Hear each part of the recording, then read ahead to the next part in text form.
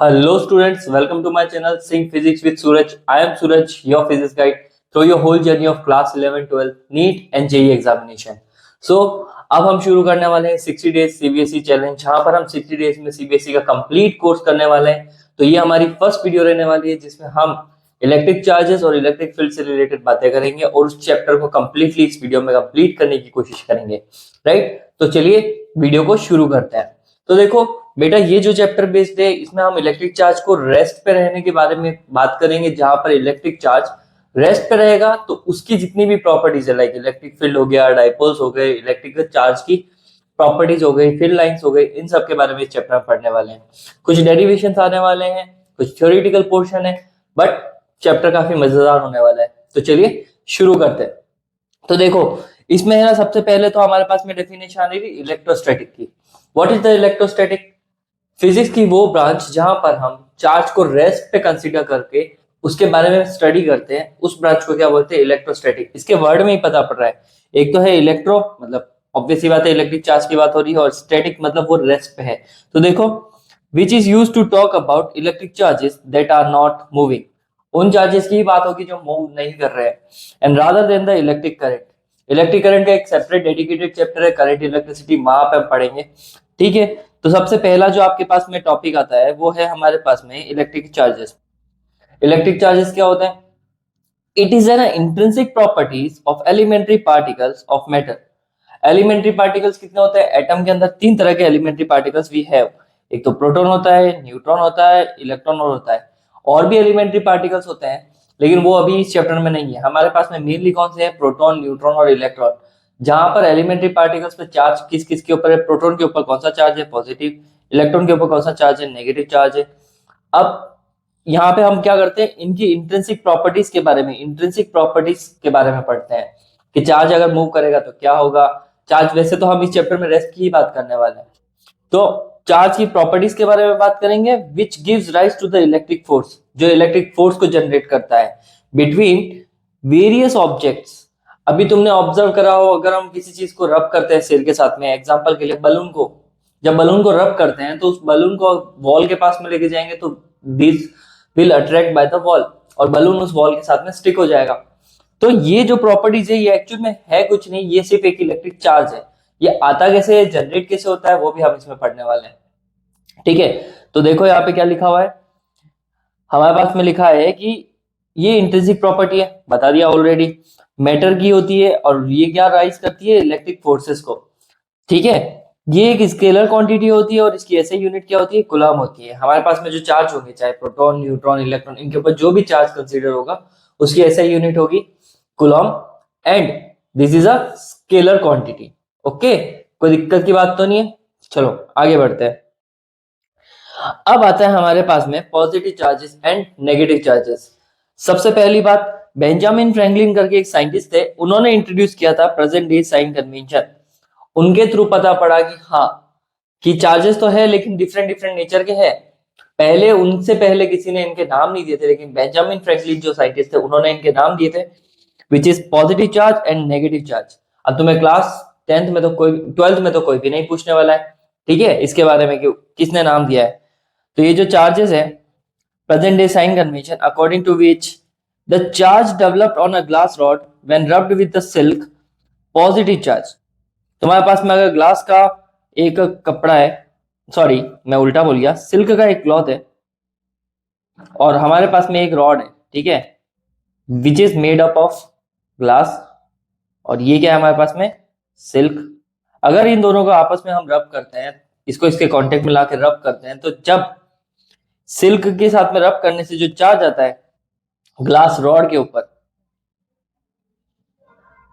वो हमेशा कौन सा चार्ज होता है? Positive. And the charge developed on the plastic rod.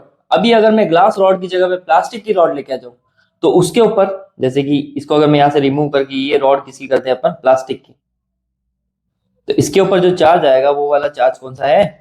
Negative charge है। ओके, तो ये बस इतना सही है। According to this sign convention, electron is a negatively charge particle. Electron के ऊपर नेगेटिव लगेगा तो बचा कौन? प्रोटॉन। उसके ऊपर पॉजिटिव लगेगा न्यूट्रॉन, न्यूट्रल होता है तो उसके ऊपर कोई भी साइन कन्वेंशन नहीं लगने वाला है। Okay, I hope you are getting the point. अब बात करते हैं हम मेथड ऑफ चार्जिंग, बॉडीज को कैसे चार्ज किया जा सकता है। Different different types of bodies को डिफरेंट डिफरेंट तरीके से हम चार्ज कर सकते हैं। सबसे पहला जो मेथड आता है, देखो मेथड ऑफ चार्जिंग में पहला मेथड है charging by friction. Charging by friction is a simplest method जिसके थ्रू हम चार्ज को क्रिएट कर सकते हैं। एग्जाम्पल, इस प्रोसेस में क्या होता है, when the two different neutral bodies, एक बॉडी ए कंसीडर करो, इमेजिन करने की कोशिश करो, एक बॉडी बी कंसीडर करने की कोशिश करो, और न्यूट्रल बॉडीज है वो दोनों, are rubbed together, electrons are transferred from one material to another material. तो जब उनका आपस में ऐसे रब करते हैं, जैसे कि बलून वाला एग्जांपल ले लो, पेपर और कॉम वाला एग्जांपल ले लो, जब आप कॉम को सिर से रब करते हो तो उसके, अब कॉम तो प्लास्टिक का बना होता है, उसके ऊपर कौन सा चार्ज आएगा, नेगेटिव। तो तुम नेगेटिव चार्ज को जब उसके पास में लेके जाओगे, हम किसके पास में लेके जाना है, नेगेटिव चार्ज को। एक मिनट, यहाँ पे पेज ऐड कर लेते हैं ताकि एक्सप्लेन करने के लिए बेटर रहेगा। तो देखो, अगर जैसे कि मेरे पास में यहाँ पे क्या है, एक, वेट अ सेकेंड, हमारे पास में क्या है, एक कॉम्ब है, ठीक है। अब ऐसे ही होता है, वो तो बनाना तो आता है नहीं, ड्राइंग इतनी बेटर नहीं है मेरी। तो यहाँ पे क्या है, हमारे पास में एक कॉम्ब है, इसको है ना जब रब करेंगे,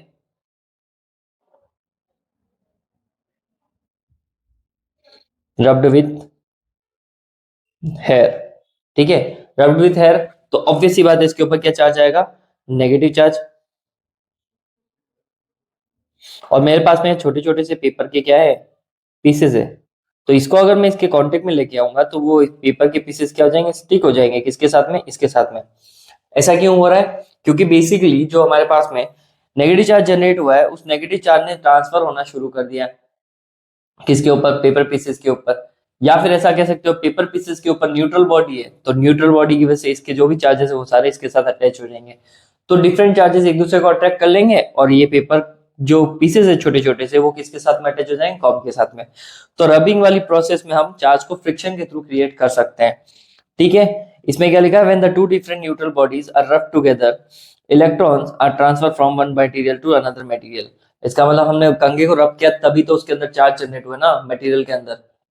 वही रिजल्ट क्या है, the body that losses the electron becomes positively charged, ठीक है। वो बॉडी जो है ना अपने इलेक्ट्रॉन्स को लूज करती है। इसको एक एग्जांपल से समझने की कोशिश करते हैं। जैसे कि एक बॉडी ए है और एक बॉडी बी है, इन दोनों को आपस में रब किया, तो इसके इलेक्ट्रॉन्स इस पे चले गए, ठीक है, अजम्पशन ले रहे हैं हम, इसके इलेक्ट्रॉन इस पे चले गए, तो इसमें क्या हो गया, लैक ऑफ इलेक्ट्रॉन। और इधर क्या हो गया, हमारे पास में क्या हो गया, इस तरफ एक्स्ट्रा अमाउंट ऑफ चार्ज हो गया है ना। कौन सा वाला चार्ज आ गया, नेगेटिव चार्ज आ गया। जब इस पे ज्यादा हो गया तो ये बॉडी क्या हो जाएगी, नेगेटिव, इस पे कम हो गया तो ये बॉडी क्या हो जाएगी, पॉजिटिव। इसको बोलते हैं चार्जिंग बाय फ्रिक्शन, ठीक है। एग्जाम्पल, एग्जाम्पल के अंदर क्या दे रखा है, rubbing on a glass rod with the silk and the glass rod becomes positively charge and the silk cloth becomes negatively charge. Silk के ऊपर नेगेटिव आ जाएगा, ग्लास रॉड पॉजिटिव हो जाएगी, इसको रबिंग मेथड बोलते हैं। दूसरा है हमारे पास में चार्जिंग बाय कंडक्शन।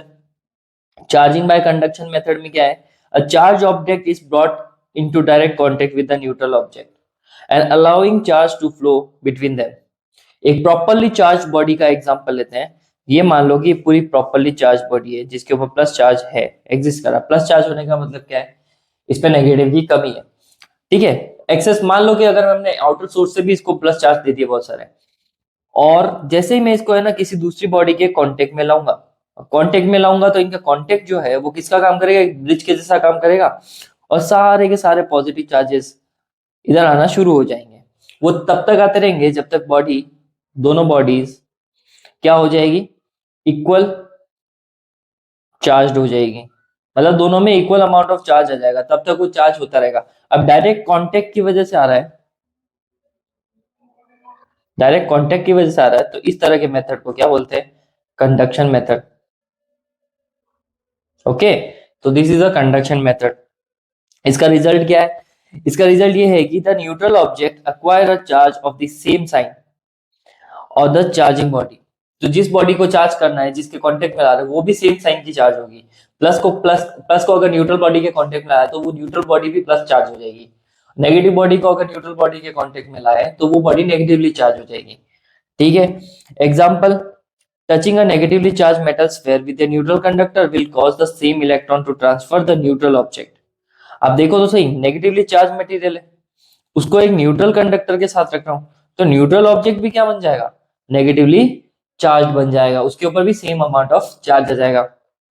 और एक तीसरा मेथड हमारे पास में आता है, तीसरा मेथड ये है कि चार्जिंग बाय इंडक्शन।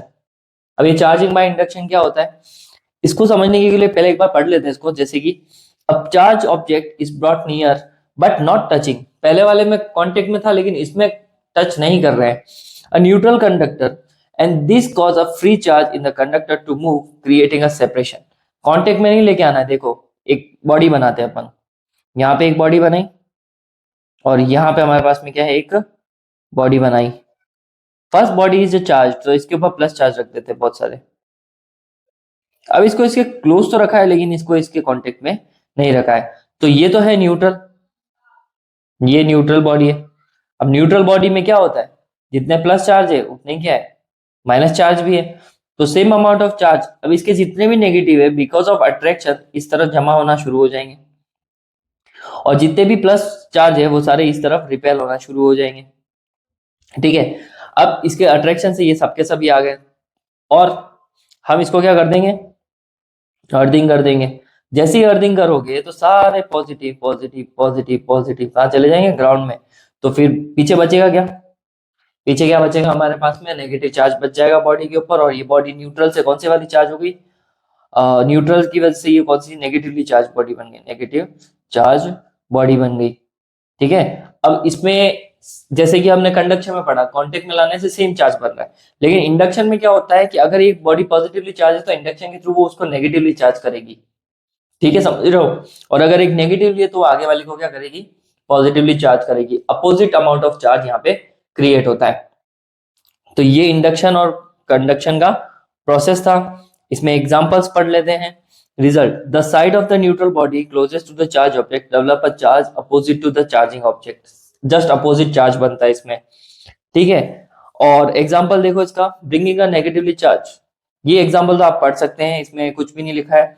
इसमें लिखा है कि bringing a negatively charge rod near a neutral metal sphere, neutral metal sphere के पास में लेके आ रहे हैं अपन, और न्यूट्रल मेटल स्फीयर के ऊपर कोई चार्ज नहीं है, but equal amount of positive और नेगेटिव दोनों एग्जिस्ट तो करते हैं ना, तो उसकी वजह से electrons in the spheres to move the opposite sides, जिस तरफ अगर पॉजिटिव है तो इलेक्ट्रॉन उस तरफ चले जाएंगे, तो पीछे क्या बचेगा, पॉजिटिव बचेगा ना। अभी मैंने इस एग्जांपल से समझाया आपको कि किस तरह से ऐसा क्रिएट करा जा सकता है। तो बाकी को अर्थिंग कर देंगे, जिससे है ना extra amount of plus charge ground में चले जाएंगे और बचेगा क्या पीछे, नेगेटिव चार्ज।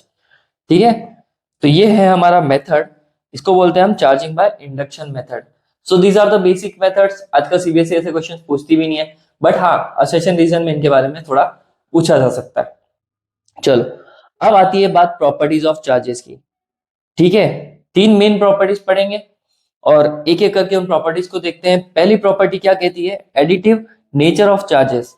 चार्जेस की पहली प्रॉपर्टी में है कि the additivity of electric charge means that the total charge of a system, किसी भी सिस्टम का total charge is the algebraic sum of all individual charges, अलग अलग चार्जेस के वैल्यू के at a different point inside the system.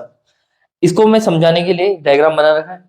इस पे charges क्या है, एक Q1 दे रखा है, एक Q2 दे रखा है, Q3, Q4, Qn, Q5, ये डिफरेंट अमाउंट ऑफ अलग अलग चार्ज दिख रखे हैं। इन सब की वैल्यूज क्या है, डिफरेंट डिफरेंट है। मान लो कि Q1 कितना है, 1 कूलम है। ठीक है, Q1 कितना है, 1 कूलम है। Q2 कितना है, 3 कूलम है। Q4 कितना है, 5 कूलम है। Q5 कितना है, 3 कूलम है। और Q6 कितना है, ओ Q6, हाँ मान लो एक एग्जांपल के लिए, तो डिफरेंट अमाउंट ऑफ चार्जेस है। यहाँ पे लिखा है algebraic sum of all individual charges, मतलब कि आप इनको अलग अलग तरीके वाले सारे चार्जेस को एक साथ ऐड कर सकते हो नॉर्मल एल्जेब्रिक मैथ्स की मदद से। तो ये हमारे पास में टोटल अमाउंट ऑफ चार्ज क्या हो जाएगा सिस्टम का, 1 + 5 + 3 + 3, तो देख लो 5 पावर 1 6 6 9, 6 और 6 ये हो गया 12 कूलम। तो सिस्टम का टोटल चार्ज कितना आया, 12 कूलम। तो this is the property of additivity, सभी चार्जेस को अलग अलग एक साथ जोड़ा जा सकता है with the help of algebraic maths. कोई वेक्टर वेक्टर नहीं लगाने की जरूरत है, सिंपल तरीके से वो एड अप हो जाएगा। सेकंड है quantization of charge. Quantization of charge क्या कहता है बेटा कि क्वांटाइजेशन ऑफ चार्ज में लिखा है the quantization of electric charges means that the total charge of a body is always an integral multiple. किसी भी बॉडी का टोटल चार्ज हमेशा एक इंटीग्रल मल्टीपल होगा of basic quantum charge which is charge on an electron. इस पूरी महाभारत की एक ही गाथा है। देखो सुनो कि किस तरह से अपन है ना, जब बॉडी में इलेक्ट्रॉन ट्रांसफर होते हैं ना, इलेक्ट्रॉन एक बॉडी से दूसरी बॉडी में जब ट्रांसफर होते हैं तो वो पूरे इंटीजर फॉर्मेट में ट्रांसफर होते हैं। एक इलेक्ट्रॉन गया तो एक जाएगा, दो गए तो दो जाएंगे, तीन इलेक्ट्रॉन गए तो तीन जाएंगे, चार इलेक्ट्रॉन गए तो चार इलेक्ट्रॉन जाएंगे। बट ऐसा कंपलसरी नहीं होता है कभी भी कि इलेक्ट्रॉन फ्रैक्शन फॉर्मेट में जाए। आधा इलेक्ट्रॉन चला गया 1/2, 3/4 इलेक्ट्रॉन चला गया, 7.5 इलेक्ट्रॉन चले गए, ऐसा कभी पॉसिबल नहीं होता है। This property is known as the quantization of charge. इसमें क्या होता है कि इंटीग्रल मल्टीपल में बेसिक क्वांटम जो चार्ज होता है वो ट्रांसफर होता है। एक बॉडी से अगर 10 इलेक्ट्रॉन गए तो 10, 100 गए तो 100, 1000 गए तो 1000, ऐसा नहीं होगा 1000.1 पॉइंट वन और फ्रैक्शन में ये कभी भी ट्रांसफर नहीं होते हैं। क्वांटाइजेशन का कॉज क्या है? The basic cause of a quantization of electric charge is that during the rubbing only integral number of electron can be transfer. ये ऐसा इसलिए होता है क्योंकि इंटीग्रल मल्टीपल ही जाता है, पूरे के पूरे नंबर जाते हैं, ऐसा आधा अधूरा इलेक्ट्रॉन नहीं जाएगा। ठीक है, और आगे की प्रॉपर्टीज देखते हैं। तीसरी प्रॉपर्टी क्या है?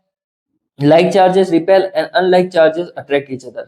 पॉजिटिव पॉजिटिव एक दूसरे को रिपेल करेंगे, नेगेटिव नेगेटिव भी एक दूसरे को रिपेल करेंगे, but opposite signs like positive negative या नेगेटिव पॉजिटिव ये एक दूसरे को अट्रैक्ट करेंगे। ठीक है बेटा जी। चौथा point, the magnitude of elementary negative charge is the same that of elementary positive charge. अगर एक बॉडी के ऊपर जितना नेगेटिव चार्ज है तो वो दूसरी बॉडी को जब इंडक्शन के थ्रू कुछ क्रिएट करेगी तो उसके ऊपर उतने ही अमाउंट में क्या होगा? इंडक्शन होगा। वो बात तो दो अलग अलग बॉडीज की हो गई, बट जब अगर हम सीधी एक बॉडी की बात करेंगे तो उसमें क्या होता है, जैसे कि न्यूट्रल बॉडी का एग्जांपल लेते हैं अपन। ठीक है, न्यूट्रल बॉडी का एग्जांपल लेते हैं और ये न्यूट्रल है, इसके ऊपर कोई भी चार्ज नहीं है, नो चार्ज। कहने में तो लग रहा है नो चार्ज है, लेकिन ऐसा नहीं होता है। होता क्या है कि इसके अंदर जितना पॉजिटिव चार्ज है उतना ही क्या होता है? नेगेटिव चार्ज होता है। तो they will cancel out their properties, जिसकी वजह से वो बॉडी क्या होती है? न्यूट्रल फील होती है। अगली प्रॉपर्टी क्या है? Unlike mass the electric charge on a body is not affected by it's motion. जिस तरह से अपना मास मोशन के थ्रू वेरी कर सकता है, थ्योरी ऑफ रिलेटिविटी में आइंस्टाइन ने बताया था कि स्पीड ऑफ लाइट से अगर कोई चीज ट्रैवल करेगी तो उसका मास बढ़ जाएगा, लेकिन नॉर्मल डेली लाइफ में कोई भी चीज स्पीड ऑफ लाइट की स्पीड से ट्रैवल नहीं करती है। तो सीधी सी बात है, मास बदल सकता है स्पीड के साथ में, लेकिन चार्ज स्पीड के साथ में नहीं बदलता है। तो कितनी? 5 प्रॉपर्टी पड़ी है। छठी प्रॉपर्टी देखते हैं। 6 प्रॉपर्टी में क्या लिखा है? Law of conservation of charge. जिस तरह से एनर्जी के बारे में हमने एक प्रॉपर्टी पढ़ी थी, जो बचपन में पढ़ी थी अपने छोटी क्लास में 9th में, उसमें था कि energy can neither be created nor be destroyed, it can only transfer from one body to another body. तो जब हम चार्ज को भी इसी प्रॉपर्टी से पढ़ने की कोशिश करेंगे तो चार्ज के बारे में भी ये बात निकल के आती है कि charge can neither be created nor be destroyed. Charge को ना तो बनाया जा सकता है ना डिस्ट्रॉय किया जा सकता है, ये सिर्फ एक बॉडी से दूसरी बॉडी में ट्रांसफर हो सकता है। ये चार्ज की law of conservation of charge property है। लेकिन बच्चों कुछ special conditions like beta decay हो गया, या फिर हम कह सकते हैं न्यूक्लियर रिएक्शंस वगैरह हो गई, वहां पे हाई अमाउंट ऑफ एनर्जी निकलती है, तो वहां हम चार्ज को बना और डिस्ट्रॉय कर सकते हैं। लेकिन उसमें होता क्या है, वो सारी प्रोसेसेस डेली लाइफ में पॉसिबल नहीं है। तो मोस्टली कंडीशन पे हम ये पढ़ते हैं कि law of conservation of charge exist करता है। जितना अमाउंट ऑफ चार्ज निकला है उतना ही अमाउंट ऑफ चार्ज वापस बन गया है, तो मतलब वो ट्रांसफर हुआ है, डिस्ट्रॉयड नहीं हुआ है। ठीक है, तो this is the Coulombic law. आगे पढ़े, चलो आगे पढ़ते हैं। सॉरी, कोलंबिक लॉ नहीं, law of conservation of charge. तो आगे पढ़ते हैं। अब हमारे पास में आ रहा है Coulomb's law of electrostatic force. सबसे सिंपल है, पूरा साल बीत गया, अब तक तो आपने Coulomb's law of electrostatic force के बारे में पढ़ ही लिया होगा। चलो फिर भी मैं बता ही देता हूं क्या होता है ये। This law states that the force of attraction और repulsion between two stationary point charges, जब दो चार्जेस को स्टेशनरी पॉइंट पे रखा हुआ है, ठीक है, जैसे डायग्राम में देख सकते हो, एक चार्ज है Q1 रेड कलर का और एक चार्ज है Q2 ब्लू कलर का, सो दैट, और इनके बीच की सेपरेशन क्या है, R। तो स्टेट क्या करता है ये, force of attraction repulsion between two stationary point charge is directly proportional to the product. तो मतलब उनके बीच में लगने वाला जो फोर्स है, मतलब ये दोनों एक दूसरे को अट्रैक्ट और रिपेल तो कर रहे होंगे, तो ये जो अट्रैक्शन और रिपल्शन का फोर्स है उन चार्ज के मल्टीप्लीकेशन, मतलब कि F is proportional to Q1 and Q2, और F is proportional to 1/r² के बराबर होता है। तो यहां से हम लिख सकते हैं ना कि F is proportional to Q1 Q2, F is proportional to 1/r²। तो इक्वेशन 1 और 2 से मैं लिख सकता हूँ ना, F is proportional to Q1 Q2, यहाँ पे प्रोपोर्शनलिटी का साइन आएगा, F is proportional to Q1 Q2 upon r², right. तो वहां से प्रोपोर्शनलिटी का साइन रिमूव करते ही हमें एक टर्म मिलेगी F equals to K Q1 Q2 by r²। ये जो स्टेटमेंट, ये फॉर्मूला जो आया है, इसको क्या बोलते हैं हम, कूलॉम्स लॉ, ठीक है, इसको कूलॉम्स लॉ बोलते हैं। अब इसका स्टेटमेंट पढ़ लेते हैं ताकि आपको कोई दिक्कत ना हो। States that the force of attraction repulsion between two stationary point charges is directly proportional to the product of magnitude Q1 Q2 and of two charges inversely proportional to the square of the distance between them। इनके बीच की distance r के square का inverse होता है, उसके बराबर होता है ये। तो इसको क्या बोलते हैं हम, कूलॉम्स लॉ। ये जो नया कांस्टेंट आया है इसको हम बोलते हैं k, इलेक्ट्रोस्टैटिक फोर्स कांस्टेंट बोल सकते हो आप इसको।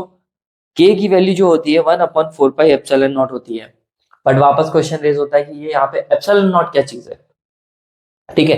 तो एप्सिलॉन नॉट जो है हमारे पास में, उसको बोलते हैं परमिटिविटी ऑफ फ्री स्पेस। मैं अभी एक्सप्लेन करने वाला हूँ what is the permittivity of free space, but पहले के की वैल्यू देखो। के की वैल्यू जो होती है वो 9 × 10⁹ newton metre square upon coulomb square होती है। के की वैल्यू निकालने के लिए बहुत ही सिंपल तरीका है। के की वैल्यू के लिए क्या कर सकते हैं, एक पेज ऐड कर लेते हैं, यहाँ पे भी ऐड अ पेज। तो k की वैल्यू निकालना कोई बड़ी बात नहीं है। देखो फोर्स का फॉर्मूला क्या है, F equals to K Q1 Q2 upon r²। तो मैं जब इसको इस तरफ शिफ्ट कर दूंगा तो ये हो जाएगा हमारे पास में Q1 Q2 अपॉन K। अब यहाँ से यूनिट निकाल देते हैं, तो F की यूनिट होती है न्यूटन, डिस्टेंस की होती है मीटर स्क्वायर, इस क्यूब चार्ज की होती है कूलम, दो चार्ज है और मल्टीप्लाई में हो रहे थे कूलम का स्क्वायर। ये लो आपका k की वैल्यू आ गई, सॉरी k की ऐसे यूनिट आ गई। k की वैल्यू निकालना भी इजी है। देखो मैंने अभी क्या बताया था, k का फॉर्मूला क्या है, 1/4πε0। जब आपको, मैं अभी एप्सिलॉन नॉट वैसे बताने वाला हूं, तो परमिटिविटी ऑफ फ्री स्पेस बोलते हैं, इसकी वैल्यू होती है 8.85 इंटू 10⁻⁻12, ठीक है। इसकी होती है coulomb square upon newton metre square. अब ये अगर मैं यहाँ रख दूं 1/4 और पाई की वैल्यू डाल दे 3.14 और यहाँ पे वैल्यू डाल देंगे 8.85 इंटू 10⁻⁻12, तो you will get a new value जिसको बोलते हैं 9 इंटू 10⁹ ठीक है। ये के की वैल्यू है। अभी आई किसकी मदद से, permittivity of free space. Permittivity of free space electric field की एक प्रॉपर्टी होती है, ठीक है, और ये कांस्टेंट टर्म होती है, इसकी वैल्यू गिवन है ऑलरेडी, इसके लिए कोई डेरिवेशन नहीं है। लेकिन के का निकालना बहुत ही इजी है, 1/4πε0 वैल्यूज पुट करो, के की वैल्यू 9 इंटू 10⁻9 आ जाएगी, ठीक है। और यूनिट वगैरह तुम्हें याद हो ही जाएगी, newton metre square upon coulomb square K की वैल्यू है, और ऐसे unit of permittivity of free space क्या है, coulomb square upon newton metre square, ठीक है। तो ये है। और देखो परमिटिविटी के बारे में क्या लिखवाया हुआ है मैंने, permittivity is a measure of how an electric field affects, कोई भी इलेक्ट्रिक फील्ड कैसे अफेक्ट करेगा अब मटेरियल का, and how much the material opposes the formation of that field, ठीक है। जैसे किसी मटेरियल को मैंने ना लोहे को इलेक्ट्रिक फील्ड में पुट किया, I will also explain the electric field, ठीक है। चार्जेस एक दूसरे के आसपास जो फील्ड लगाते हैं उसको इलेक्ट्रिक फील्ड बोलते हैं। तो इलेक्ट्रिक फील्ड के अंदर अगर हम किसी भी मटेरियल को रखते हैं तो it will effect the electric field ना, वो उसको घटाएगा बढ़ाएगा, वो जैसे भी इफेक्ट करेगा, वो जो इफेक्ट करने की जो प्रॉपर्टी उसको क्या बोलते हैं हम, परमिटिविटी ऑफ स्पेस बोलते हैं, ठीक है। और परमिटिविटी ऑफ स्पेस की वैल्यू है 8.85 इंटू 10⁻, कितना, -12। चलो अब आपके पास में आगे आ रही है बेटा 1 कूलम की definition. What is the 1 coulomb definition, ठीक है। देखो 1 कूलम डेफिनेशन वो डेफिनेशन होती है जब दो चार्जेस, जैसे कि एक चार्ज दे रखा है Q1 और दूसरा चार्ज दे रखा है Q2, अब ये मुझे चाहिए 1 कूलम चाहिए, ठीक है, बट पहले इनके बीच का फोर्स पता होना चाहिए अपने पास में। और डिस्टेंस कितनी r, अगर इनके बीच की डिस्टेंस r ले लें 1 मीटर, यहाँ पे चार्जेस हो जाए 1 मीटर 1 कूलम 1 कूलम, तो according to Coulomb's law F equals to K Q1 Q2 by R square, put the values, F equals to K की वैल्यू आ जाएगी 9 इंटू 10⁻⁹, चार्ज की वैल्यू हो गई 1 कूलम, दूसरे चार्ज की वैल्यू हो गई 1 कूलम, और डिस्टेंस हो गई 1 मीटर का स्क्वायर। तो ये देखो यहाँ पे हमारे पास में आंसर में क्या आएगा 9 इंटू 10⁹। तो ये जो 9 इंटू 10⁹ है किसकी वैल्यू आई, फोर्स की। तो देखो 1 कूलम किसको बोलेंगे, 1 कूलम उस डेफिनेशन को बोलेंगे जहां पर फोर्स की वैल्यू कितनी हो 9 इंटू 10⁹ न्यूटन, और उन दो चार्जेस के बीच की सेपरेशन डिस्टेंस कितनी हो 1 मीटर। तो हम कह सकते हैं कि उन चार्जेस की वैल्यू कितनी है, 1 कूलम वैल्यू है। ठीक है, आई होप आपको ये डेफिनेशन समझ में आई होगी। मैं इसको फिर भी डिक्टेट करवा देता हूँ, क्या लिखा है, 1 coulomb is the amount of charge that repel on equal and similar charges with the force of 9 into 10⁹ Newton when placed in a vacuum, और वैक्यूम में होना चाहिए, और डिस्टेंस कितनी है उसके बीच की 1 मीटर। इसको 1 कूलम बोलते हैं। बहुत इजी है, आए समझ में। चलो आगे बढ़ते हैं। अब आ रहा है हमारे पास में Coulomb's law in a vector form. Coulomb's law क्या था, F equals to K Q1 Q2 upon R square. क्योंकि फोर्स जो होता है वो एक वेक्टर क्वांटिटी है, तो फोर्स को हमें किस में रखना पड़ेगा, वेक्टर फॉर्मेशन में रखना पड़ेगा। तो इसका फॉर्म हमें निकालना है अभी, चलो देखते हैं। तो अभी देखो डायग्राम में, ये थ्योरी पढ़ने का कोई मतलब नहीं है। यहाँ पे क्या लिखा है, consider the 2 point charges Q1 and Q2 placed कर रखे हैं वैक्यूम में, डिस्टेंस कितनी है r और एक दूसरे से, और they repel each other. Let's consider we have the 2 charges. पहला चार्ज क्या है Q1, दूसरा चार्ज क्या है Q2, और इन दोनों को सेपरेशन डिस्टेंस r से हमने अलग अलग रख रखा है। इन दोनों के बीच में सेम चार्ज होने की वजह से इन दोनों पे लगेगा रिपल्शन। ठीक है बेटा, तो रिपल्शन में देखो पहला वाला मतलब Q1 फोर्स एक्सर्ट कर रहा होगा किसके ऊपर, Q2 के ऊपर, तो उसको हम लिख सकते हैं ना, force on 2 due to 1। I hope मेरी बात समझ में आ रही होगी। इसी तरह से Q2 जो है वो Q1 के ऊपर क्या कर रहा होगा, फोर्स एक्सर्ट कर रहा होगा। Q2 जब Q1 के ऊपर फोर्स एक्सर्ट कर रहा है तो ऑब्वियस सी बात है उसको क्या लिखूंगा मैं, force on 1 due to second charge. ठीक है, और इनके बीच की सेपरेशन डिस्टेंस भी क्या हो जाएगी, पोजीशन ऑफ 1 to 2 और इसकी पोजीशन ऑफ 2 to 1 हो जाएगी। और पोजीशन वेक्टर्स है और यूनिट वेक्टर है, तो इनके ऊपर है ना हम क्या लगा देंगे, कैप लगा देंगे, कोई इश्यू। चलो आगे बढ़ते हैं। तो फोर्स का फॉर्मूला हो जाएगा कूलम्ब्स लॉ से, F21 force on charge 2 due to 1 क्या हो जाएगा, 1/4πε0 Q1 Q2 upon R square, और पीछे हम पोजीशन वेक्टर यूनिट वेक्टर लगा देंगे टू शो द डायरेक्शन कि 1 से 2 की तरफ लग रहा है। जहां पर हम R12 कैप को क्या लिख सकते हैं, R12 vector upon vector, unit vector पढ़े होंगे तो वहां पे इसका फॉर्मूला था। तो ये यूनिट वेक्टर होता है जो डायरेक्शन दिखा रहा है कि हाँ हम 1 से 2 की तरफ पढ़ रहे हैं। सिमिलरली उस तरफ से इस तरफ आएंगे तो हम ये लिख सकते हैं कि फोर्स ऑन चार्ज की 1 ड्यू टू 2, जिसको हम लिखेंगे 1/4πε0 Q1 Q2 upon R square, और इसको क्या लगा देंगे हम, R21 का cap. This one is also unit vector. तो ये भी बता रहा है कि हाँ हम किस तरफ जा रहे हैं, 2 से 1 की तरफ फोर्स जा रहा है, और इसके भी यूनिट वेक्टर की वैल्यू पुट कर दी। अब यहाँ पे देखने वाली बात क्या है, Q1 से Q2 तक जो पोजीशन वेक्टर है, Q2 से Q1 की तरफ भी वही पोजीशन वेक्टर है। मतलब तुम यहां से चल के कहीं उस, मान लो कि तुम अपने रूम में बैठे हो और किसी पॉइंट को अज्यूम करो, तुम यहां से चल दो पॉइंट तक जा रहे हो और उस पॉइंट से वापस यहाँ तक आ रहे हो, तो डिस्टेंस तो बीच की सेम ही है ना। ठीक है, पोजीशन और डायरेक्शन बदल गया, लेकिन गए थे तब उस तरफ फेस था और आए थे तब इस तरफ फेस था, तो डायरेक्शन चेंज हो गई लेकिन वैल्यूज तो सेम है ना। तो हम लिख सकते हैं ना ऐसे कि Q1 से Q2 तक की डिस्टेंस और Q2 से Q1 की तक की डिस्टेंस इक्वल तो है, बट दोनों एक दूसरे के क्या है, अपोजिट है। अब तो सीधी सी बात है, आप R12 की जगह पे क्या डाल सकते हो, R21 डाल सकते हो। तो इन द सेंस ये फोर्स और ये फोर्स दोनों ही बराबर है, क्योंकि इनकी वैल्यूज में कोई फर्क नहीं है। दोनों में देखो ना, इसमें भी 1/4πε0 आ रहा है, इसमें भी 1/4πε0 आ रहा है। Q1 Q2 upon R square, Q1 Q2 upon R square, और पीछे की यूनिट वेक्टर्स इक्वल हो गए, तो हाँ ये टर्म्स इक्वल हो गए, बस डायरेक्शन उल्टा है। सो this is the form of Coulomb's law in a vector. ठीक है, तो ये था हमारे पास में कूलम्ब्स लॉ। इससे एक बात पता पड़ती है कि two charges exert equal and opposite force on each other, so coulombic force obey Newton's third law. Coulomb's law क्या है, ओबे करता है न्यूटन का third law. Every action is equal and opposite reaction. ठीक है जी, आगे बढ़े हम, चलो आगे बढ़ते हैं। नेक्स्ट आता है आपके पास में डाइलेक्ट्रिक कांस्टेंट या फिर रिलेटिव परमिटिविटी। अब बहुत से बच्चे है ना कंफ्यूज होते हैं के की वैल्यू जो अभी बताई थी मैंने 9 इंटू 10⁹ न्यूटन, और डाइलेक्ट्रिक कांस्टेंट के, इन दोनों में कंफ्यूज होते हैं। अभी मैं तुम्हारा डाउट दूर किए जाता हूं। देखो इसमें क्या है कि जैसे कि मान लो कि हमारे पास में एक फोर्स दे रखा है, force in a vacuum 1/4πε0 Q1 Q2 upon R square, और फोर्स इन अ मीडियम दे रखा है 1/4πε0। यहाँ पे देखो एक कैच है, जब इस वैक्यूम की बात कर रहा था तो ई नॉट, और जब मैं मीडियम की बात करूंगा तो एप्सिलॉन। तो इसकी बात कर देते हैं हम, तो इन दोनों फोर्स को लिख दिया इक्वेशन नंबर 1 और 2, 1/2 कर लेंगे हम। तो अब जो टर्म्स कट रही है उनको हम कैंसिल आउट कर देते हैं। तो देखो force on vacuum divided by medium equal to, देखो 1/4π से 1/4π कैंसिल आउट, Q1 Q2 से Q1 Q2 cancel out, R square से R स्क्वायर भी कैंसिल आउट। तो हमारे को मिल क्या रहा है, और ये जो एप्सिलॉन बचा है वो शिफ्ट होके ऊपर आ जाएगा, तो हमारे को मिल रहा है force on vacuum divided by medium किसके बराबर, एप्सिलॉन अपॉन एप्सिलॉन नॉट के। This ratio is known as the relative permittivity, और रिलेटिव परमिटिविटी है, इसको आप के से भी डिनोट कर सकते हो। अब वहां पे भी के से करा है इसलिए कंफ्यूज होते हैं, तो मैं कह रहा हूं मोस्टली आप के की जगह पे एक नई टर्म यूज कर सकते हो ई आर।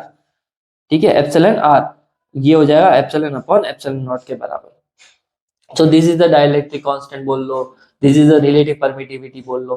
ठीक है, चलो इसके बारे में डेफिनेशन लिखी है मैंने कि द डाइलेक्ट्रिक कांस्टेंट और relative permittivity of a medium may be defined as the ratio of forces between the two charges। दिख रहा है ना, ratio of forces vacuum upon medium some distance apart in a free space to the force between the same charge when they are placed in the same distance apart in the given medium।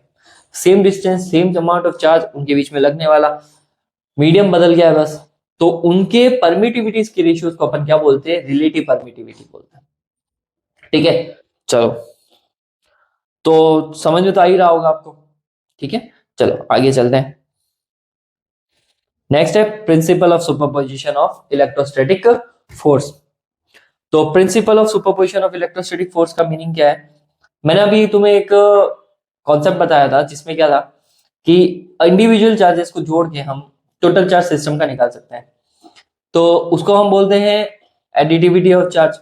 But यहाँ पे क्या है, forces है, अलग अलग charges अगर system में बहुत सारे रखे हो, मान लो अज्यूम करो कि तुम्हारे पास में एक इस तरफ है ना Q1 रखा है, उस तरफ Q2 रखा है, तुम्हारे टेबल पे Q3 रखा है, कहीं पे Q4 रखा है, पूरे एक रूम में अलग अलग जगहों पे चार्जेस रखे हुए हैं, और सेंटर में हमने क्या रखा है, एक चार्ज रखा है।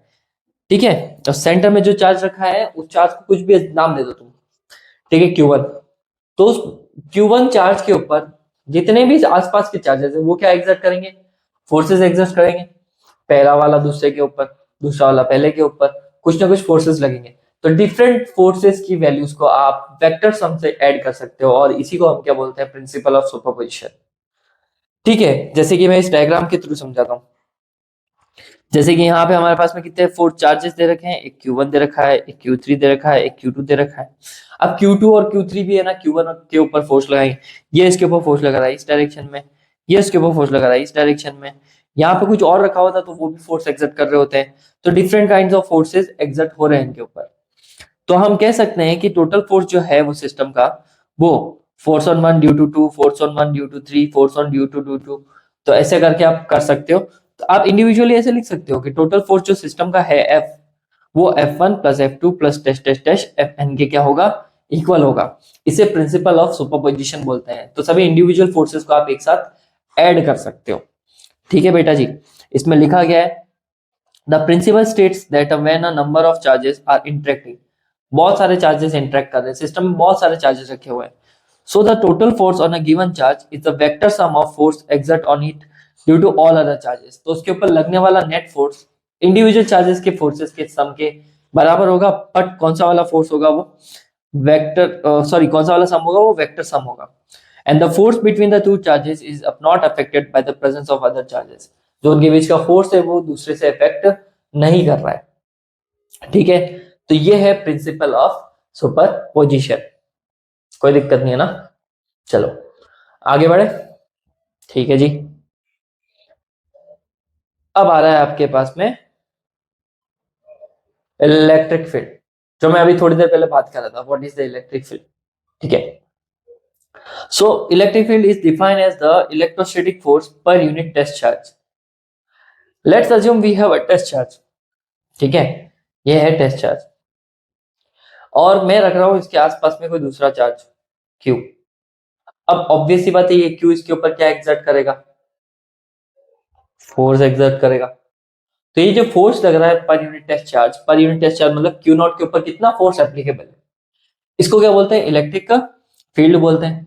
इसको सिंपल भाषा में समझ सकते हैं कि इलेक्ट्रिक फील्ड एक ऐसा सराउंडिंग स्पेस होता है जिसमें कोई जो चार्ज है वो दूसरे चार्ज को इन्फ्लुएंस करता है, और इन्फ्लुएंस करेगा मतलब सीधी सी बात है, वो उसके ऊपर क्या लगाएगा, फोर्स लगाएगा। तो इसको क्या बोलेंगे अपन, इलेक्ट्रिक फील्ड बोलेंगे। इलेक्ट्रिक फील्ड किसी चार्ज के आसपास का सराउंडिंग है, उस सराउंडिंग के अंदर कोई दूसरा चार्ज अगर इन्फ्लुएंस हो रहा है तो सराउंडिंग को, उस एरिया को क्या बोलेंगे हम, इलेक्ट्रिक फील्ड बोलेंगे, ठीक है। और बाकी डेफिनेशन से पढ़ लेंगे तो ये एक इलेक्ट्रोस्टैटिक फोर्स है पर यूनिट टेस्ट चार्ज, हर एक टेस्ट चार्ज पे लगने वाला, acting on a vanishingly small positive charge, काफी ज्यादा स्मॉल पॉजिटिव चार्ज को अज्यूम कर रहा है, उसके ऊपर लग रहा है एट अ गिवन पॉइंट, ठीक है। तो अब इसका फॉर्मूला है जो E equals to limit Q tends to 0 F upon Q naught. ये Q टेंस टू 0 का मतलब क्या है, जो चार्ज है ना वो काफी ज्यादा छोटा है, जीरो तो नहीं है लेकिन जीरो के बहुत ही क्लोज है, तो ये कहना चाह रहा है Q टेंस टू 0। ये वेक्टर क्वांटिटी होती है, इलेक्ट्रिक फील्ड का डायरेक्शन होता है हमेशा, क्योंकि ये हमेशा चार्ज से बाहर निकलती है अगर पॉजिटिव चार्ज, और चार्ज के अंदर एंटर करती है अगर नेगेटिव चार्ज। देखो यहाँ पे लिखा हुआ है, it is a vector quantity whose direction is same as that of the force exert on a positive charge. अगर पॉजिटिव चार्ज है तो वो अपने से फील्ड लाइंस फोर्स को बाहर निकालेगा, और नेगेटिव चार्ज है तो अपने अंदर फील्ड को अंदर की तरफ एंट्री देने देगा। मतलब इलेक्ट्रिक फील्ड लाइंस जो होती है ना, देखो मैं डायग्राम के थ्रू बताता हूँ, कर गया, ऐड अ पेज, ओके। जैसे कि मेरे पास में कोई चार्ज रखा है तो इसके सराउंडिंग में क्या होगा, हमेशा एक स्पेस होगा, ये जो फील्ड है इसको क्या बोलते हैं, इलेक्ट्रिक फील्ड है। अगर मैं इसके अंदर चार्ज को ले आऊं, ये देखो अभी इन्फ्लुएंस में नहीं है, लेकिन मैं जब इसको इसके अंदर ले आऊं तो वो क्या होगा, इन्फ्लुएंस होगा। कुछ भी हो सकता है इन्फ्लुएंस में, वो अट्रैक्ट भी हो सकता है, रिपेल भी हो सकता है, तो इसको क्या बोलते हैं, इलेक्ट्रिक फील्ड बोलते हैं। इलेक्ट्रिक फील्ड का डायरेक्शन है, जिस तरफ फोर्स लगता है उसी तरफ है ना इलेक्ट्रिक फील्ड जाता है। तो जैसे कि मेरे पास में प्लस चार्ज है और मेरे पास में एक माइनस चार्ज है, तो ऑब्वियस सी बात है फोर्स प्लस वाला किसके ऊपर एग्जर्ट करा हुआ, इधर। इलेक्ट्रिक फील्ड का डायरेक्शन भी क्या होता है, प्लस से माइनस की तरफ ही होगा, ठीक है। पॉजिटिव चार्ज से नेगेटिव चार्ज की तरफ इलेक्ट्रिक फील्ड का डायरेक्शन होगा हमारे पास में। अब डायरेक्शन होने की वजह से और इसकी वैल्यू होने की वजह से इसको किस में रखा जाता है, वेक्टर क्वांटिटी में। इसकी ऐसे यूनिट हो जाएगी, देखो फोर्स की कितनी होती है, न्यूटन, चार्ज की कितनी होती है, कूलम, तो न्यूटन पर कूलम क्या क्या होगी इसकी ऐसे यूनिट। एक और होती है वोल्ट पर मीटर, बट वो वोल्ट पर मीटर जो है हम उसको उसमें देखेंगे, क्या कहते हैं, आगे आने वाले एक रिलेशन में देखेंगे।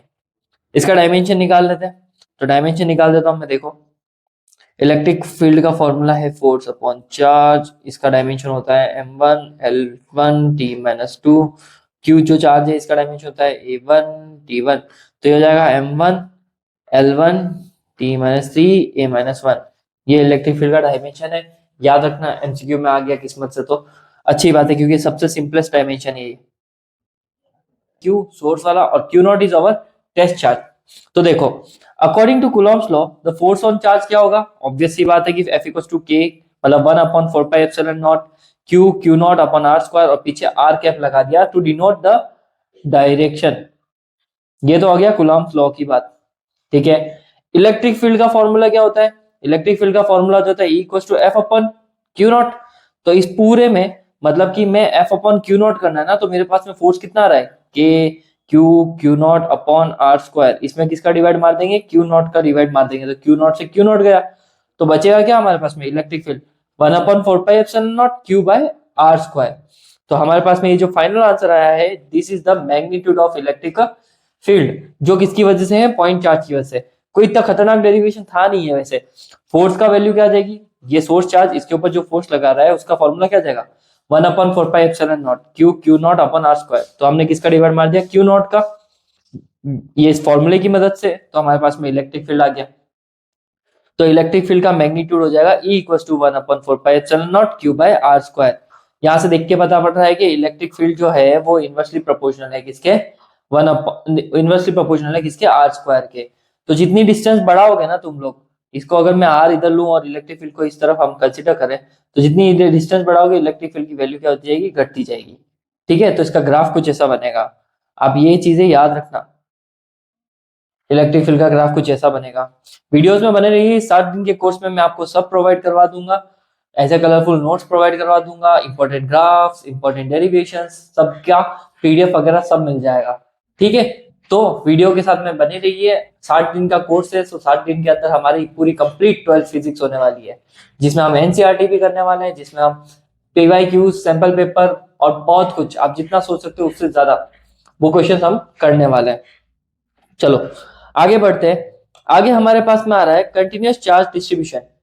जब चार्ज बहुत सारा अमाउंट में हो, चार्ज बहुत सारे अमाउंट में हो, तो उसको इंडिविजुअल सिंगल नहीं, कंटिन्यूअसली फैला हुआ किसी सिस्टम के ऊपर माना जा सकता है। ठीक है, जैसे कि ग्रुप ऑफ चार्जेस है, तो ग्रुप ऑफ चार्जेस क्या है कि काफी स्मॉल होंगे, बहुत सारे छोटे छोटे से स्मॉल चार्जेस होंगे, तो उनको हम ऐसा अज्यूम कर लेते हैं कि वो उस पूरे through out the surface, through out the line, through out the volume, वो क्या रहेगा, कंटिन्यूअस रहेगा। और इस तरह की डिस्ट्रीब्यूशन को क्या कहते हैं हम, कंटिन्यूअस चार्ज डिस्ट्रीब्यूशन कहते हैं।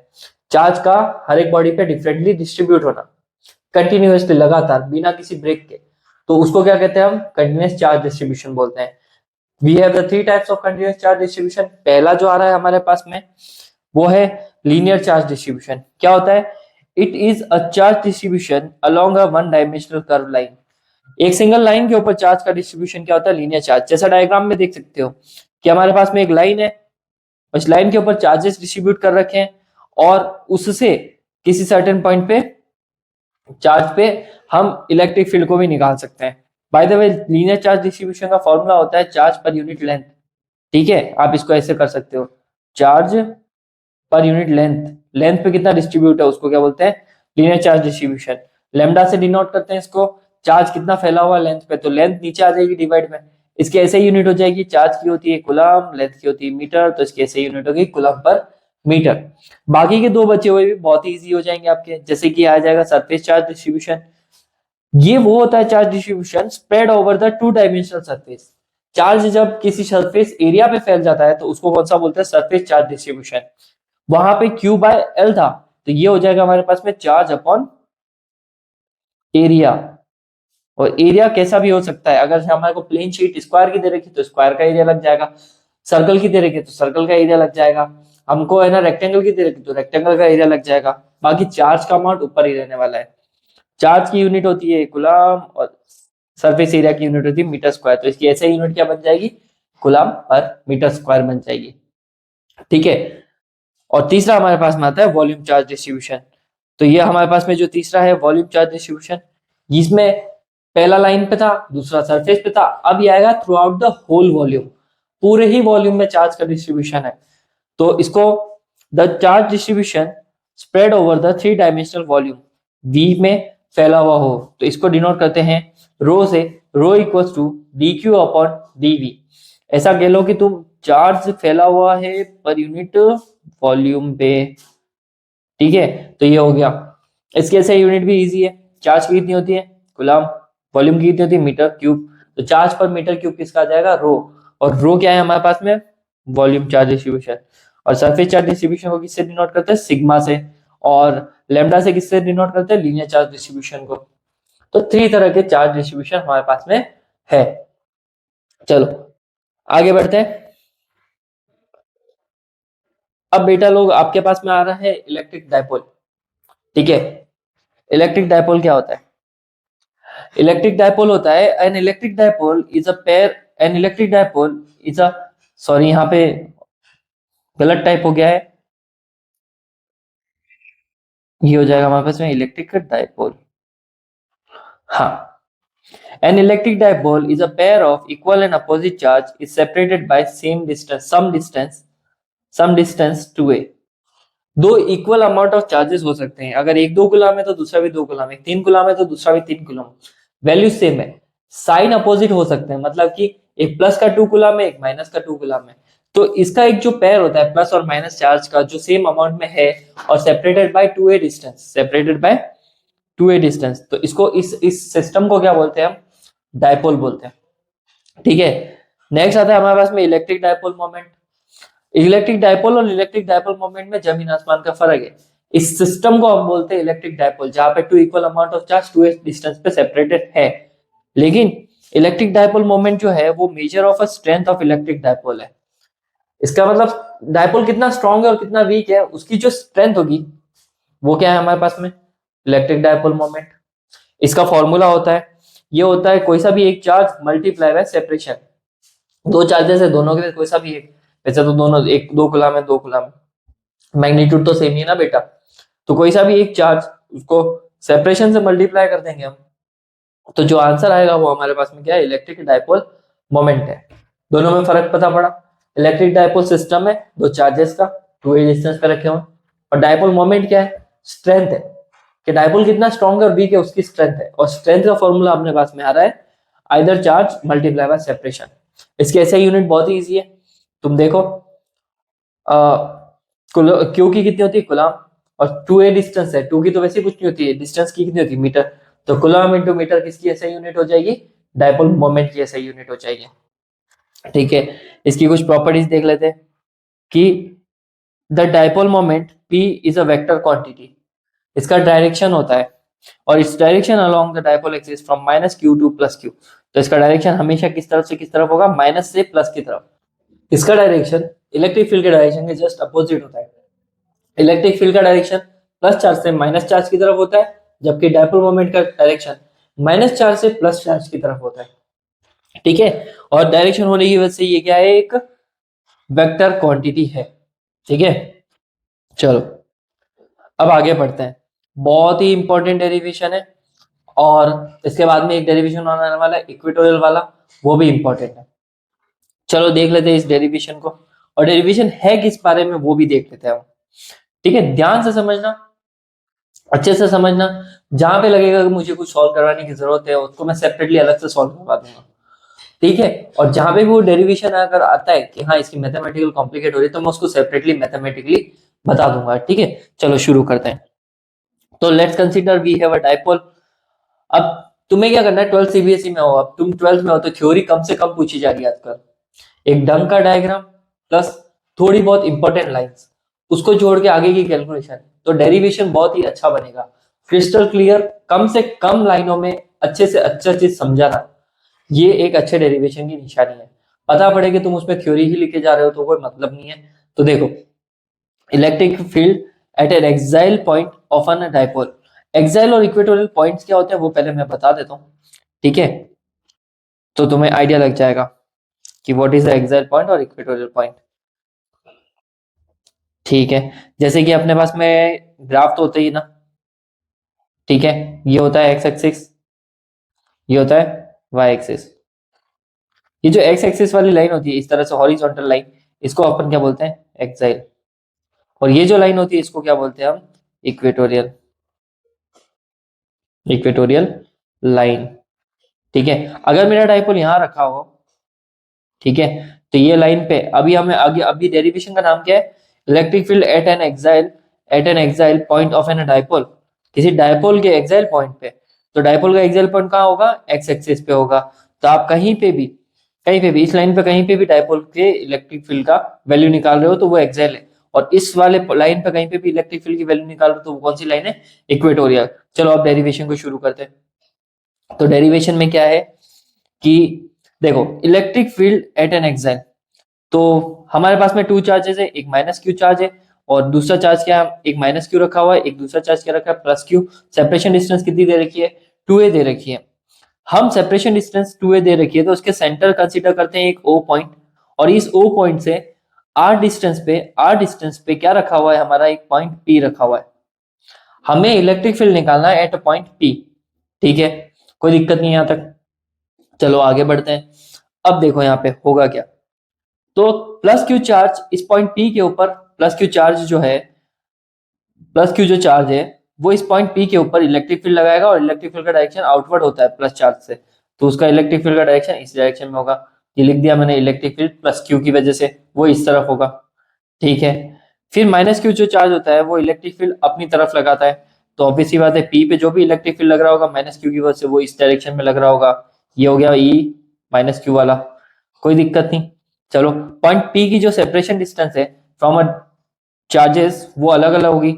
अगर मैं इस आर में से, इस पूरी वैल्यू आर में से, इस पूरी वैल्यू आर में से मैं किसको माइनस कर दूं, देखो यहाँ पे डिस्टेंसेस कितनी हो जाएगी, ये हो गया ए, और ये डिस्टेंस भी कितनी हो गई ए, अगर सेपरेशन डिस्टेंस है तो, ठीक है भाई साहब। अब पॉइंट पी से जो है ना हमारा प्लस क्यू की चार्ज है उसको क्या मैं लिख सकता हूँ, आर में से ए माइनस करूंगा तो ऑटोमेटिक मेरे पास में क्या आ जाएगा, पी की डिस्टेंस आ जाएगी।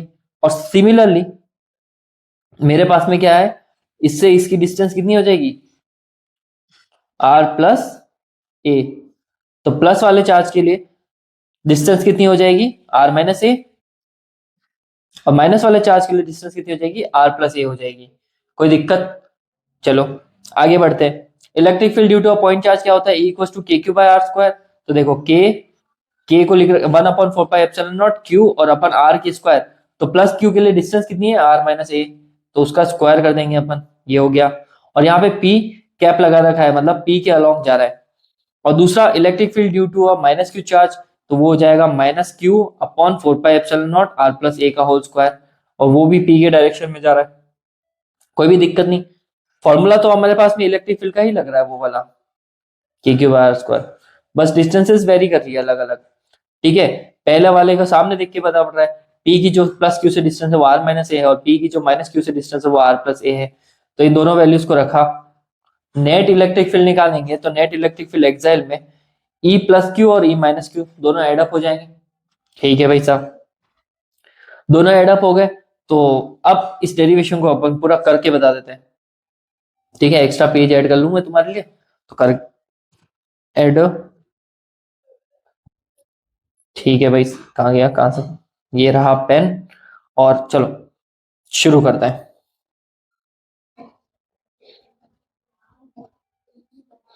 तो electric field equals to E plus Q वाला electric field, E minus Q वाला इलेक्ट्रिक फील्ड, इसकी वैल्यू आ जाएगी, देखो मैं 1/4 पाई को के लिख रहा हूँ, और ये क्यू हो गया, और इसकी डिस्टेंस कितनी थी, आर माइनस ए का होल स्क्वायर, प्लस दूसरे वाले की के Q upon are plus a का होल स्क्वायर, और दूसरा चार्ज क्या, माइनस का क्यू, इन दोनों में क्या कॉमन आ रहा है, के क्यू कॉमन आ रहा है, यहाँ पे हो जाएगा 1/r+a का, सॉरी आर माइनस ए का होल स्क्वायर, माइनस ये माइनस रह गया ना अंदर, तो ये हो जाएगा 1/r+a का होल स्क्वायर, कोई दिक्कत। फिर यहाँ से के क्यू आ जाएगा, इसका एलसीएम आ जाएगा आर माइनस ए का होल स्क्वायर और आर प्लस ए का होल स्क्वायर, और एलसीएम लेंगे ना हम तो, और ये आ गया हमारे पास में आर माइनस ए का होल स्क्वायर, ठीक है बेटा जी। अब इसको सॉल्व कर लेते हैं, के क्यू अपॉन, क्या मैं नीचे वाले डिनोमिनेटर को ऐसे लिख सकता हूँ, आर माइनस ए और आर प्लस ए, और उस कंप्लीट का क्या हो जाएगा, होल स्क्वायर, कोई दिक्कत, चलो ठीक है, आई होप यहाँ तक कोई दिक्कत नहीं होगी। फिर इन ब्रैकेट्स को ओपन कर लेते हैं, तो ब्रैकेट को ओपन करेंगे तो ये कुछ ऐसा हो जाएगा ना, आर का स्क्वायर प्लस ए का स्क्वायर प्लस 2r a, ठीक है। फिर माइनस ये हो जाएगा आर का स्क्वायर प्लस ए का स्क्वायर माइनस 2r a, ठीक है, कोई दिक्कत नहीं। ये हो जाएगा के क्यू, और यहाँ पे ब्रैकेट में आ जाएगा R square plus A square plus 2r a, bracket के बाहर क्या लग रहा है, माइनस, तो ये हो जाएगा माइनस, और बाकी सब क्या हो जाएगी, सारी वैल्यूज चेंज हो जाएंगे, साइन बदल जाएंगे, आर स्क्वायर माइनस ए स्क्वायर माइनस माइनस माइनस, तो वो प्लस हो गया 2r a upon r minus a, और देखो यहाँ पे ब्रैकेट में है ना, डिनोमिनेटर में तुम्हें दिख के लग रहा है ना, यहाँ पे इस जगह पे अपन क्या कर सकते हैं, a माइनस बी और a प्लस बी का फॉर्मूला लगा सकते हैं, तो ये कुछ ऐसा हो जाएगा, आर स्क्वायर माइनस ए स्क्वायर और उसकी पावर स्क्वायर, ठीक है। जो टर्म्स कट रही है काट दो, जो कैंसिल आउट नहीं हो रही है उसको रहने दो, तो यहाँ पे आर स्क्वायर प्लस का है, आर स्क्वायर माइनस का है, ए स्क्वायर है, और ए स्क्वायर कैंसिल आउट हो गया। तो अब वापस चलते हैं हम आगे हमारे डेरिवेशन में, तो ये हो गया के क्यू, ब्रैकेट में क्या बच रहा है, 2r a, और 2r a कितना, 4r a upon are square minus A square, कोई दिक्कत, ठीक है। क्या मैं इसको ऐसे लिख सकता हूँ, 2 को बाहर निकाल दूं एक, फिर के क्यू, फिर 2a को अंदर ही रहने दूं, और आर स्क्वायर माइनस ए स्क्वायर की पावर स्क्वायर, यहाँ पे भी स्क्वायर रह गया। ठीक है, यहाँ पे एक चीज देखने वाली है, ये Q2A जो है हमारे पास में, इसको अपन P लिख सकते हैं। डायपोल मोमेंट है ना, P का फॉर्मूला क्या होता है, Q2A होता है। तो क्या मैं इसको ऐसे लिख सकता हूँ, 2kp upon are square minus A square और उसका भी पावर स्क्वायर। ये लो आपके इलेक्ट्रिक फील्ड का फॉर्मूला आ गया। ठीक है, व्हाट इफ कंडीशन, कंडीशन में अपन लिख दें कि आर जो है वो काफी बड़ा है, मतलब कि जो सेपरेशन डिस्टेंस है, कहाँ गया वो, हाँ, आर जो है डायपोल की डिस्टेंस ए के मुकाबले काफी क्या है, ज्यादा बड़ा है, मतलब डायपोल ज्यादा छोटा है, तो ए क्या हो जाएगा, स्मॉल। तो electric field equals to 2kp, 2r, हमारा एक आर रह गया है यहाँ पे, ऊपर जो आर था वो आर रह चुका है, हाँ, और यहाँ पे भी एक आर रह जाएगा। तो यहाँ पे 2kp r अपॉन, ये हो जाएगा हमारे पास में R square minus A, R square, अच्छा ए काफी ज्यादा छोटा है तो आर स्क्वायर को अपन ए को नेग्लेक्ट ही कर लेते हैं, ये हो जाएगा आर स्क्वायर। तो 2kp r अपॉन आर की पावर 4, आर से आर क्यूब कट, ये आर 4 कट गया, तो ई इक्वल्स टू हो जाएगा 2kp upon R cube. So this is the electric field due to dipole at axial point. ठीक है, ये एक्साइल पॉइंट पे आपका क्या आ गया, डेरिवेशन आ गया, 2kp अपॉन आर क्यूब। ठीक है, अब अब अपन बात करते हैं इक्वेटोरियल पे डेरिवेशन की। तो अभी नेक्स्ट टॉपिक आ रहा है आपके पास में इक्वेटोरियल। चलो समझते हैं इसको। इक्वेटोरियल वाला डेरिवेशन बहुत इजी है एज कंपेयर टू दैट ऊपर वाला डेरिवेशन जो अभी हमने करा है एक्साइल वाला। चलो शुरू करते हैं। देखो, हमारे पास में दो चार्जेस दे रखे हैं, एक चार्ज दे रखा है माइनस क्यू और दूसरा चार्ज दे रखा है प्लस क्यू।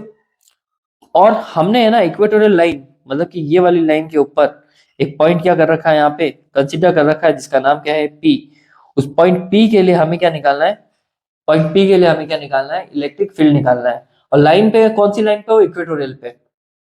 ठीक है भाई साहब, आगे देखते हैं। तो प्लस क्यू की वजह से इलेक्ट्रिक फील्ड का डायरेक्शन किस तरफ होगा, इस डायरेक्शन में।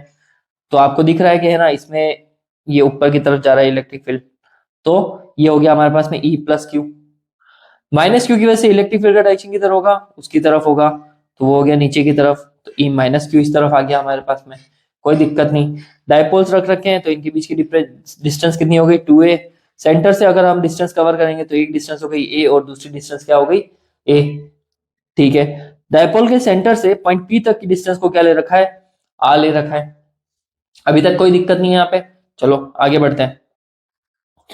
तो डायपोल इस पॉइंट P के साथ में एंगल्स बना रहा है कुछ, तो ये जो एंगल बना रहा है वो क्या हो गया, थीटा।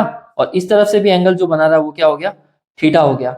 अब थीटा दोनों तरफ इक्वल इसलिए है क्योंकि डायपोल का वो जो पॉइंट है सेंटर से लिया है पॉइंट P, तो सेंटर से दोनों साइड के दोनों पॉइंट्स इक्वल डिस्टेंस होने की वजह से एंगल्स भी क्या बनाएंगे, इक्वल बनाएंगे। ठीक है, आगे बढ़ते हैं। अब इस डायग्राम में देखो, ये राइट एंगल ट्राइंगल बन रहा है एक, ये एक राइट एंगल ट्राइंगल बन रहा है आप लोगों के पास में। ठीक है, तो राइट एंगल ट्राइंगल में क्या होता है, परपेंडिकुलर का स्क्वायर और बेस का स्क्वायर किसके बराबर होता है, हाइपोटेनस के बराबर होता है। तो हमारा हाइपोटेनस हो जाएगा आर का स्क्वायर और ए का स्क्वायर, और उसका ऊपर क्या लग जाएगा, अंडर रूट। और इसी तरफ सिमिलरली ये दूसरा वाला हो जाएगा आर का स्क्वायर प्लस ए का स्क्वायर। ठीक है, अब ये तो हो गया हमारे डायपोल की बात। चलो एंगल्स कंसीडर करते हैं, इलेक्ट्रिक फील्ड निकालना ना, तो एंगल्स कंसीडर करने पड़ेंगे। तो देखो, electric field due to a point charge, electric field का फॉर्मूला क्या था, K Q by R square. तो के तो हो गया, क्यू हो गया। अच्छा मुझे बताओ, पॉइंट पी और चार्ज के बीच में डिस्टेंस कितनी है, पॉइंट पी और चार्ज के बीच में डिस्टेंस कितनी है, वो है आर स्क्वायर प्लस ए स्क्वायर की पावर अंडर रूट। ठीक है, हाइपोटेनस है ना ये, तो ये वाली जो डिस्टेंस है ना, ये ये जिसको मैं हाईलाइट कर रहा हूँ, ये हो जाएगी आर का स्क्वायर और ए का स्क्वायर। अब जबकि डिस्टेंस ये हुई है तो इसका भी अगर मैं स्क्वायर करूंगा, स्क्वायर से वो अंडर रूट कैंसिल आउट हो जाएगा। तो इलेक्ट्रिक फील्ड का फॉर्मूला हो जाएगा K Q by R square plus A square की पावर कुछ भी नहीं, वो एक सिंपल सा आर स्क्वायर प्लस ए स्क्वायर हो जाएगा। सिमिलरली नेगेटिव चार्ज के केस में भी तो देखो, सेंटर से लेकर यहां तक की डिस्टेंस जो है वो हाइपोटेनियस है, तो उसमें भी हो जाएगा हमारे पास में आर स्क्वायर प्लस ए स्क्वायर की power under root.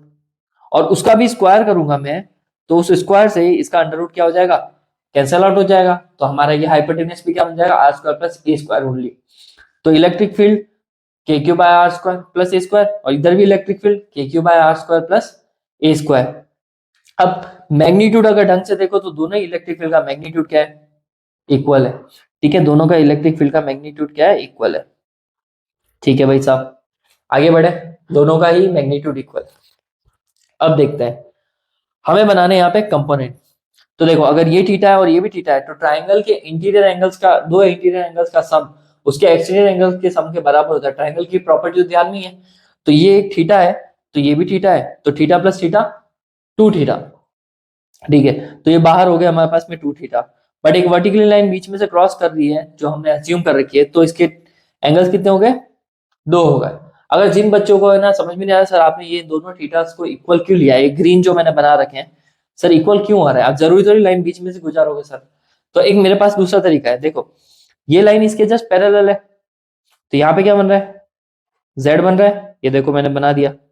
So if this is theta, तो क्या ये थीटा होगा, यस होगा। चलो आगे बात करते हैं। एक पैरेलल लाइन ये है और एक पैरेलल लाइन ये है, और पैरेलल लाइंस को कट करते हैं तो कॉरेस्पॉन्डिंग एंगल्स बराबर होते हैं कि नहीं होते हैं।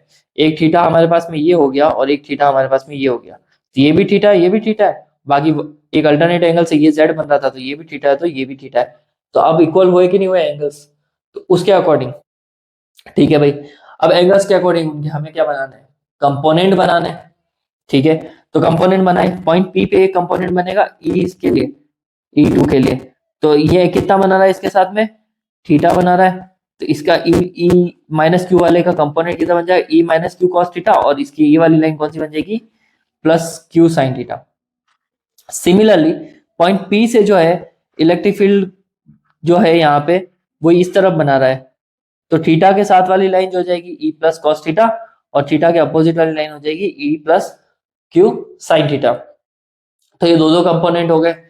इस तरफ के दोनों कंपोनेंट एक दूसरे के साथ में एक ही डायरेक्शन में जा रहे हैं, तो दिस विल एड अप। लेकिन इस तरफ के कंपोनेंट जो है ये दोनों साइन थीटा वाले कंपोनेंट को देखो, एक कंपोनेंट ऊपर जा रहा है, एक कंपोनेंट नीचे जा रहा है, और इक्वल मैग्नीट्यूड में, तो सेम और इक्वल मैग्नीट्यूड में अपोजिट डायरेक्शन में जाने की वजह से ये कंपोनेंट एक दूसरे को क्या करेंगे, कैंसल आउट कर देंगे। बट सेम और इक्वल डायरेक्शन में जाने की वजह से ये कंपोनेंट एक दूसरे को ऐड कर देंगे। तो नेट इलेक्ट्रिक फील्ड क्या हो जाएगा, e plus q cos theta और e minus q cos theta. मतलब electric field of negative charge और electric field of positive charge का कौन सा कंपोनेंट, कॉस कंपोनेंट जो है वो एड अप हो गए, बाकी साइन कंपोनेंट्स कैंसल आउट हो गए। तो तो ये हो जाएगा 2e, तो ये हमारे पास में हो जाएगा 2e माइनस क्यू वाले कॉस थीटा कंपोनेंट। ठीक है, दो बार रिपीट कर दिया उसको क्योंकि इसका मैग्नीट्यूड ऑलरेडी इक्वल है। तो जैसे ही इसको रखा है, देखो इसको मैं बताता हूं, एक अलग पेज पे बताते हैं आपको ये चीज। ठीक है, डायग्राम तो सबको ध्यान ही होगा, ये दे रखा है, ये भी दे रखा है, ये भी दे रखा है, यहाँ पे बनाया, ये भी बनाया। ये हो गया ई कॉस थीटा और ई कॉस थीटा, एक प्लस वाले का है और एक माइनस वाले का कंपोनेंट है, तो ये दोनों एड अप हो गए, तो 2e कॉस थीटा। और बेस क्या दे रखा था यहाँ पे a, और हाइपोटेनस कितना दे रखा है आर स्क्वायर प्लस ए स्क्वायर। ये थीटा है, ये भी थीटा है। ठीक है, कोई दिक्कत नहीं। तो इलेक्ट्रिक फील्ड का फॉर्मूला हो जाएगा E equals to 2 multiply by electric field, हमारे पास में आ जाएगा, क्या आया था, K Q by R square plus A square. ठीक है, मल्टीप्लाई बाय कॉस थीटा कितना है, बेस अपॉन हाइपोटेनस, बेस हो गया a, हाइपोटेनस क्या हो गया are square plus A square. तो ये हो गया 2 के क्यू ए अपॉन इसकी पावर 1 है और इसकी पावर 1/2 है, तो हो जाएगा आर स्क्वायर प्लस ए स्क्वायर की पावर 3/2। ये हो जाएगा के क्यू 2a, एडजस्ट कर लो थोड़ा सा, और ये हो गया are square plus A square की power 3/2 which is equal to k p upon are square plus A square की पावर 3/2। वापस वही कंडीशन डाल देंगे भाई, हाँ ए जो है वो काफी काफी काफी काफी काफी काफी ज्यादा छोटा है आर के कंपेरेटिवली। तो इलेक्ट्रिक फील्ड का फॉर्मूला हो जाएगा के पी अपॉन आर स्क्वायर की पावर 3/2, 2 से 2 कैंसल आउट, तो के पी अपॉन आर क्यूब। तो ये आ गया हमारे पास में इलेक्ट्रिक फील्ड। ठीक है, उस वाले इलेक्ट्रिक फील्ड में क्या था, एक्सेल वाले में इलेक्ट्रिक फील्ड का फॉर्मूला था 2kp अपॉन आर क्यूब, और यहाँ पे इलेक्ट्रिक फील्ड का फॉर्मूला क्या है, kp अपॉन आर क्यूब। तो सामने ही पता पड़ रहा है ना कि इलेक्ट्रिक फील्ड जो एक्सेल पे है वो 2 times of electric field equatorial के इक्वल है। ठीक है, बस इतनी सी बात थी। तो ये हो गए हमारे इक्वेटोरियल और एक्सेल के डेरिवेशंस। आई होप आपको ये समझ में आया होगा। ठीक है, चलो ये मैंने लिखवा भी रखा है इसको कि हाँ एक्सेल का जो है वो 2 टाइप्स ऑफ इक्वेटोरियल है। ओके, चलो अब आगे बढ़ते हैं। अब आ रहा है हमारे पास में torque. Torque on a dipole in a uniform electric field. Uniform electric field में टॉर्क की वैल्यू कितनी होती है? तो देखो टॉर्क कैसे होता है, क्यों होता है, उसको भी देख ही लेते हैं। ठीक है,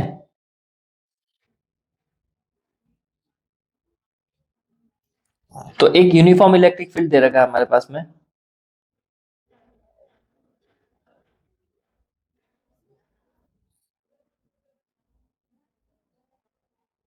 और इसमें हमने क्या रखा है, एक डायपोल रखा है। ठीक है, ये देखो मैंने डायग्राम बना रखा है, वैसे के वैसे सेम टू सेम एक डायपोल हमने रख रखा है।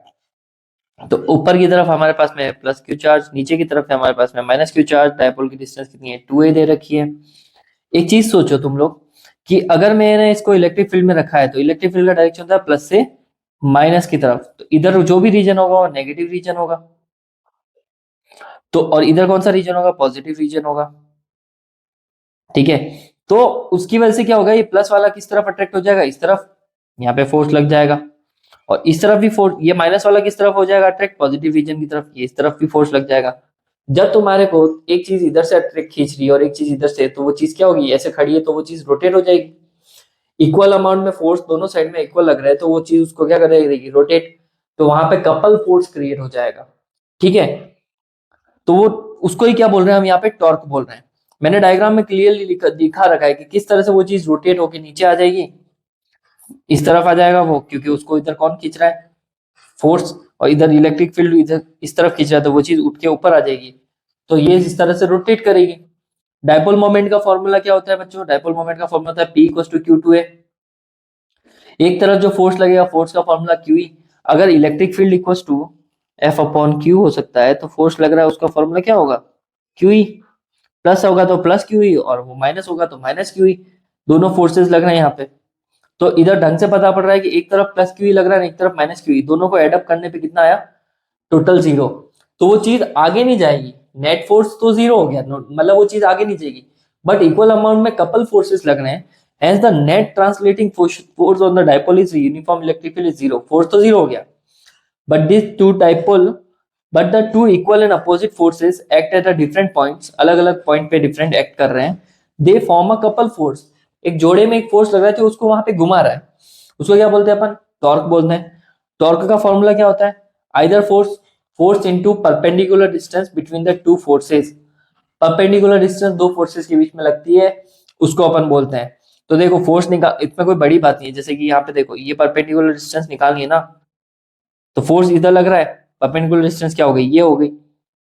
अगर ये इसका नाम देता हूँ A, इसका नाम देता हूँ B, इसका नाम देता हूँ C, तो इसमें हमारे पास में क्या एक 90 बना रखा है, एक हमें क्या चाहिए, एक तो हाइपोटेनस दे रखा है गिवन, और हमें चाहिए AB। ठीक है, तो हम क्या करेंगे, यहाँ पे साइन थीटा ले लेंगे, sine theta equals to, sine theta equals to perpendicular upon hypotenuse. तो साइन थीटा इक्वल्स टू क्या हो जाएगा भाई साहब, परपेंडिकुलर कितना AB, हाइपोटेनस कितना अपना 2a, तो AB कितना हो जाएगा 2a साइन थीटा। तो AB हमारे पास में तो हो गई डिस्टेंस, परपेंडिकुलर डिस्टेंस। तो टॉर्क का फॉर्मूला जाएगा force multiply by perpendicular distance, जो हमने AB निकाली। मैं वैसे इसको ऐसे लिख सकता था, AB उसके बाद में लिख देता हूं, तो 2a साइन थीटा। और अब हम क्या करेंगे, यहाँ पे फोर्स की वैल्यू डालेंगे, फोर्स की वैल्यू क्या है, QE into 2a sine theta. तुम लोगों को एक चीज देख के पता पड़ रहा होगा, एक तो QA और यहाँ पे 2a, तो हम क्या कर रहे हैं, इसको टॉप को लिख देंगे P, और Q2A को तो Q2A के P को क्या होता है, Q2A ही होता है ना, तो उसकी जगह पे तो P लिख दिया, और इधर आ गया E, और ये हो गया sine theta. So this is a torque जो जनरेट हो रहा है, किसमें जनरेट हो रहा है, कपल फोर्स की वजह से जनरेट हो रहा है जब हम डायपोल को इलेक्ट्रिक फील्ड में पुट करते हैं। ठीक है भाई साहब, आगे देखो, अगर मैं साइन हटाऊंगा तो ये क्या, मैं इसको ऐसे लिखता हूँ पी क्रॉस ये लिख सकता हूँ, और इसके ऊपर भी वेक्टर, क्योंकि torque is a vector quantity, dipole moment is vector quantity, electric field is also vector, तो इनके पीछे क्या लग जाएगा, इन सब के ऊपर क्या लग जाएगा, वेक्टर लग जाएगा, और साइन रिमूव करते ही हो जाएगा। तो ऐसे आ गया हमारे पास में टॉर्क। ठीक है, अब टॉर्क के ओरिएंटेशन अलग अलग हो सकते हैं। ठीक है, इलेक्ट्रिक फील्ड ऐसे रखा हुआ है, और हमारा डायपोल क्या है, ऐसे रखा है। इलेक्ट्रिक फील्ड ऐसे रखा हुआ है, और हमारा डायपोल क्या है, ऐसे ही रखा हुआ है। और लास्ट में हमारा इलेक्ट्रिक फील्ड क्या है, इस डायरेक्शन। इलेक्ट्रिक में एक मैं डायपोल बना देता हूँ, और वापस हमारे पास में इलेक्ट्रिक फील्ड आ रहा है, और हमारा डायपोल उल्टा रखा हुआ है, मतलब कि इधर प्लस है और इधर माइनस क्यू है, और इधर माइनस क्यू है, इधर प्लस क्यू है, इधर प्लस क्यू है, इधर माइनस क्यू है। यहाँ पे पता पड़ रहा है ना थीटा कितना है, 90 डिग्री। यहाँ पे पता पड़ रहा है ना थीटा कितना है, 0 डिग्री। और ये उल्टा रखा तो यहाँ पे कितना है, थीटा 180। तो अगर आप साइन की वैल्यूज में ये रखोगे, जैसे कि ये ओरिएंटेशन 90 पे, तो साइन 90 डालोगे तो टॉर्क की वैल्यू कितनी आएगी, पीई साइन 90। साइन 90 90 पे 1 होता है, तो पीई मैक्सिमम। तो इसका मतलब जब भी आपका ओरिएंटेशन 90 डिग्री के एंगल पे हो, 90 डिग्री के एंगल पे रखा हुआ हो ओरिएंटेशन, तो हमारा टॉर्क मैक्सिमम आएगा। उस कंडीशन में वो सबसे ज्यादा रोटेट करेगा। 0 डिग्री में रखा हो तो साइन 0 की वैल्यू पुट कर दो। साइन 0 की वैल्यू कितनी होती है, 0 होती है, तो टॉर्क क्या आ जाएगा उस समय, 0 आ जाएगा। ठीक है, और यहाँ पे फिर वापस साइन 180, इस कंडीशन में भी टॉर्क क्या आ जाएगा, 0 आ जाएगा, क्योंकि साइन 180 की वैल्यू भी 0 ही होती है। तो ये है हमारे पास में इसकी स्पेशल कंडीशन। बट मैक्सिमम वाला पूछा जाता है तो डायपोल को अगर परपेंडिकुलर रखेंगे तो वो क्या होता है, हमेशा मैक्सिमम होता है। ठीक है बच्चों, तो बच्चों अब हम पढ़ने वाले हैं इलेक्ट्रिक लाइन ऑफ फोर्सेस या फिर electric field lines. Basically electric field lines are those lines which represent the electric field. ठीक है, बट अपन 12th में है तो इतनी सिंपल डेफिनेशन तो नहीं लिखेंगे, कुछ अच्छी सी डेफिनेशन देख लेते हैं। An electric field line of forces may be defined as the curve. ये वो कर्व होता है जो small positive charge would tend to move, जो पॉजिटिव चार्ज मूव करता है इस डायरेक्शन में, when free to do so in electric field, जब उसे इलेक्ट्रिक फील्ड में रखा जाता है। तो इलेक्ट्रिक फील्ड की लाइंस वो लाइंस होगी जहां पे पॉजिटिव टू नेगेटिव, मतलब एक पॉजिटिव चार्ज का पाथ डिस्क्राइब करेगा, the tangent to which at any point gives the direction of electric field to that point. उस पे किया गया टेंजेंट जो उसकी हर जगह पे होगा, वो टेंजेंट उसके डायरेक्शन को शो करेगा। कुछ प्रॉपर्टीज के अकॉर्डिंग फील्ड लाइंस को समझने की कोशिश करते हैं। First, the line of forces are continuous curves and without any break. Electric field lines जो होती है वो कंटिन्यूअस कर्व बनाती है, और वो बिना ब्रेक के आगे चलती रहती है, क्योंकि सडनली ब्रेक हो गई तो वहां पे चार्ज की वैल्यू 0 हो जाएगी, which is not possible. Second, no two lines of force can cross each other. दो लाइंस एक दूसरे को कभी भी काटती नहीं है, क्योंकि अगर उन्होंने कट कर दिया तो इलेक्ट्रिक फील्ड लाइंस एक जगह पे दो डायरेक्शन बनाएगी, जो पॉसिबल नहीं है। ठीक है, मैं तुम्हें पहले भी मेंशन कर चुका हूं जब इलेक्ट्रिक फील्ड पढ़ाया था कि इलेक्ट्रिक फील्ड का डायरेक्शन पॉजिटिव टू नेगेटिव होता है। तो सीधी सी बात है, इलेक्ट्रिक फील्ड लाइंस का भी डायरेक्शन पॉजिटिव टू नेगेटिव ही होगा। सडनली ब्रेक नहीं होगी, कभी कट नहीं करेगी, अगर कट करेगी तो वहां दो डायरेक्शन होगी जो पॉसिबल नहीं होगा। तीसरा point, they start at a positive charges and and at a negative charges. Positive से शुरू होती है, नेगेटिव की तरफ एंटर करती है, and they can not forms a close loop. Magnetic field होता है ना हमारा, नॉर्थ से निकल के साउथ में एंटर करता है और इनसाइड साउथ से नॉर्थ में, वैसे electric field lines close loop नहीं बनाती है। चौथा point, the relative closeness of the lines of forces indicate the strength of electric field. Relative closeness का मतलब इलेक्ट्रिक फील्ड लाइंस जितनी ज्यादा क्लोज होगी उतने ज्यादा स्ट्रॉन्ग इलेक्ट्रिक फील्ड होगा, इलेक्ट्रिक फील्ड लाइन जितना दूर होगी उतना वीक इलेक्ट्रिक फील्ड उसमें जनरेट होगा। पांचवा point, they are always normal to the surface of conductor. अगर मैं कोई कंडक्टर को अज्यूम करूं यहाँ पे और उस कंडक्टर के ऊपर एक लाइन ड्रॉ करूं, तो 90 डिग्री पे बनने वाली लाइन हमेशा किसको रिप्रेजेंट करेगी, इलेक्ट्रिक फील्ड को, क्योंकि इलेक्ट्रिक फील्ड सरफेस से 90 डिग्री बना के चलता है। ठीक है, और six point, they have a tendency to contract lengthwise and expand laterally. उनको लेंथ वाइज बढ़ाया जा सकता है, और कॉन्ट्रैक्ट कर्व लैटरली का मतलब ऐसे उनके बीच का गैप बढ़ाया और घटाया जा सकता है। तो अगर गैप उनके बीच का बढ़ रहा है तो सीधी सी बात है फील्ड वीक हो रहा है, और वो जितना ज्यादा क्लोज आ रही है तो वहां पे फील्ड क्या है, स्ट्रांग है। तो ये 6 प्रॉपर्टी आपको इलेक्ट्रिक फील्ड की याद रखनी है। ठीक है बच्चों, आगे बढ़े। चलो, अब आता है हमारे पास में area vector. Area vector basically area को डिनोट करने के लिए एक वेक्टर होता है, क्योंकि area is a vector quantity. First time सुन रहे होंगे कि area is a vector quantity, but it is true. Area जो है, जैसे कि मान लो इधर है, तो अभी एरिया का डायरेक्शन किधर, ऊपर की तरफ तो ऊपर, एरिया का डायरेक्शन नीचे तो नीचे की तरफ, एरिया इधर तो इधर। तो एरिया का डायरेक्शन और मैग्नीट्यूड दोनों होता है, तो area is a vector quantity. जिस वेक्टर से डिनोट किया जाता है उसे क्या बोलते हैं, हम एरिया वेक्टर बोलते हैं। ये हमेशा सरफेस के परपेंडिकुलर होता है, और डी एस से रिप्रेजेंट करो, तुम चाहो तो डेल ए से भी रिप्रेजेंट कर सकते हो। और पीछे इसको यूनिट वेक्टर से दिखा दिया।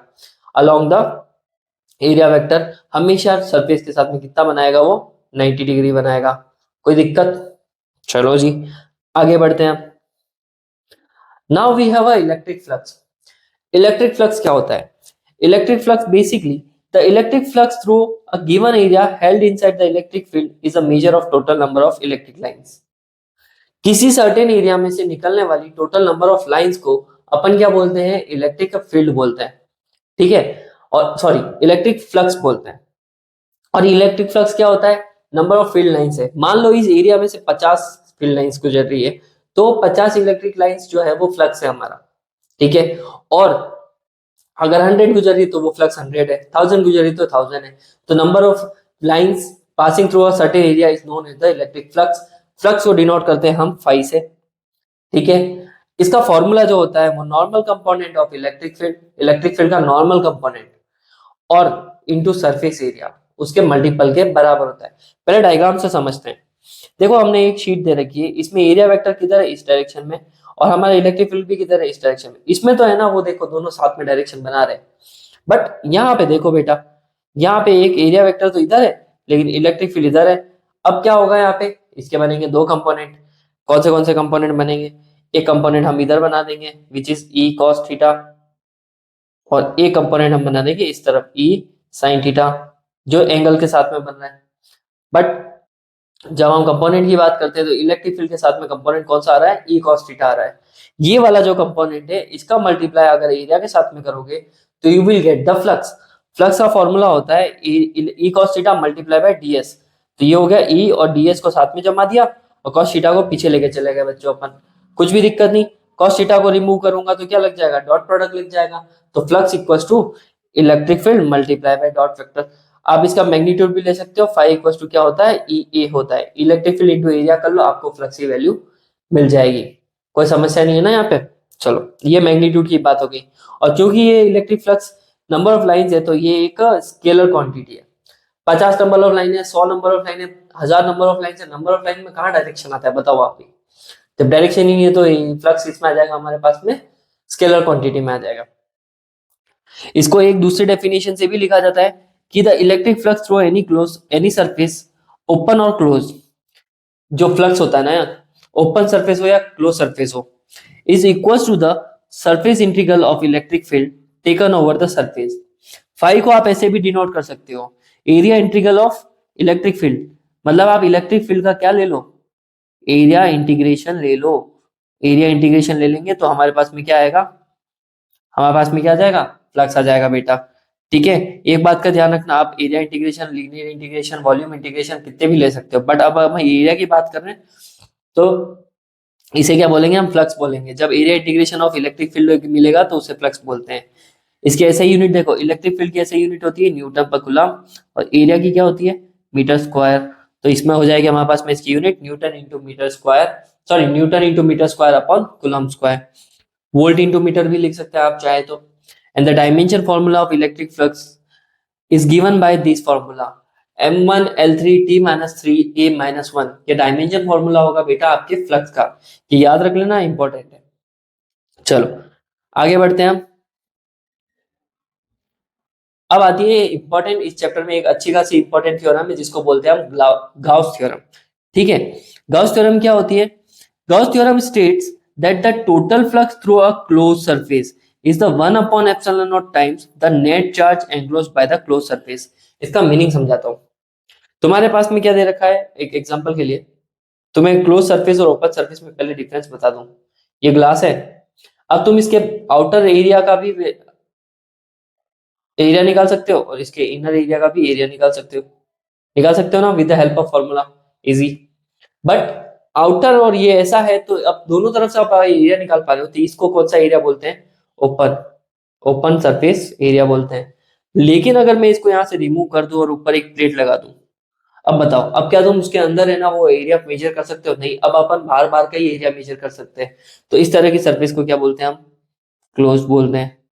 ठीक है, तो ये है क्लोज और ओपन की बात।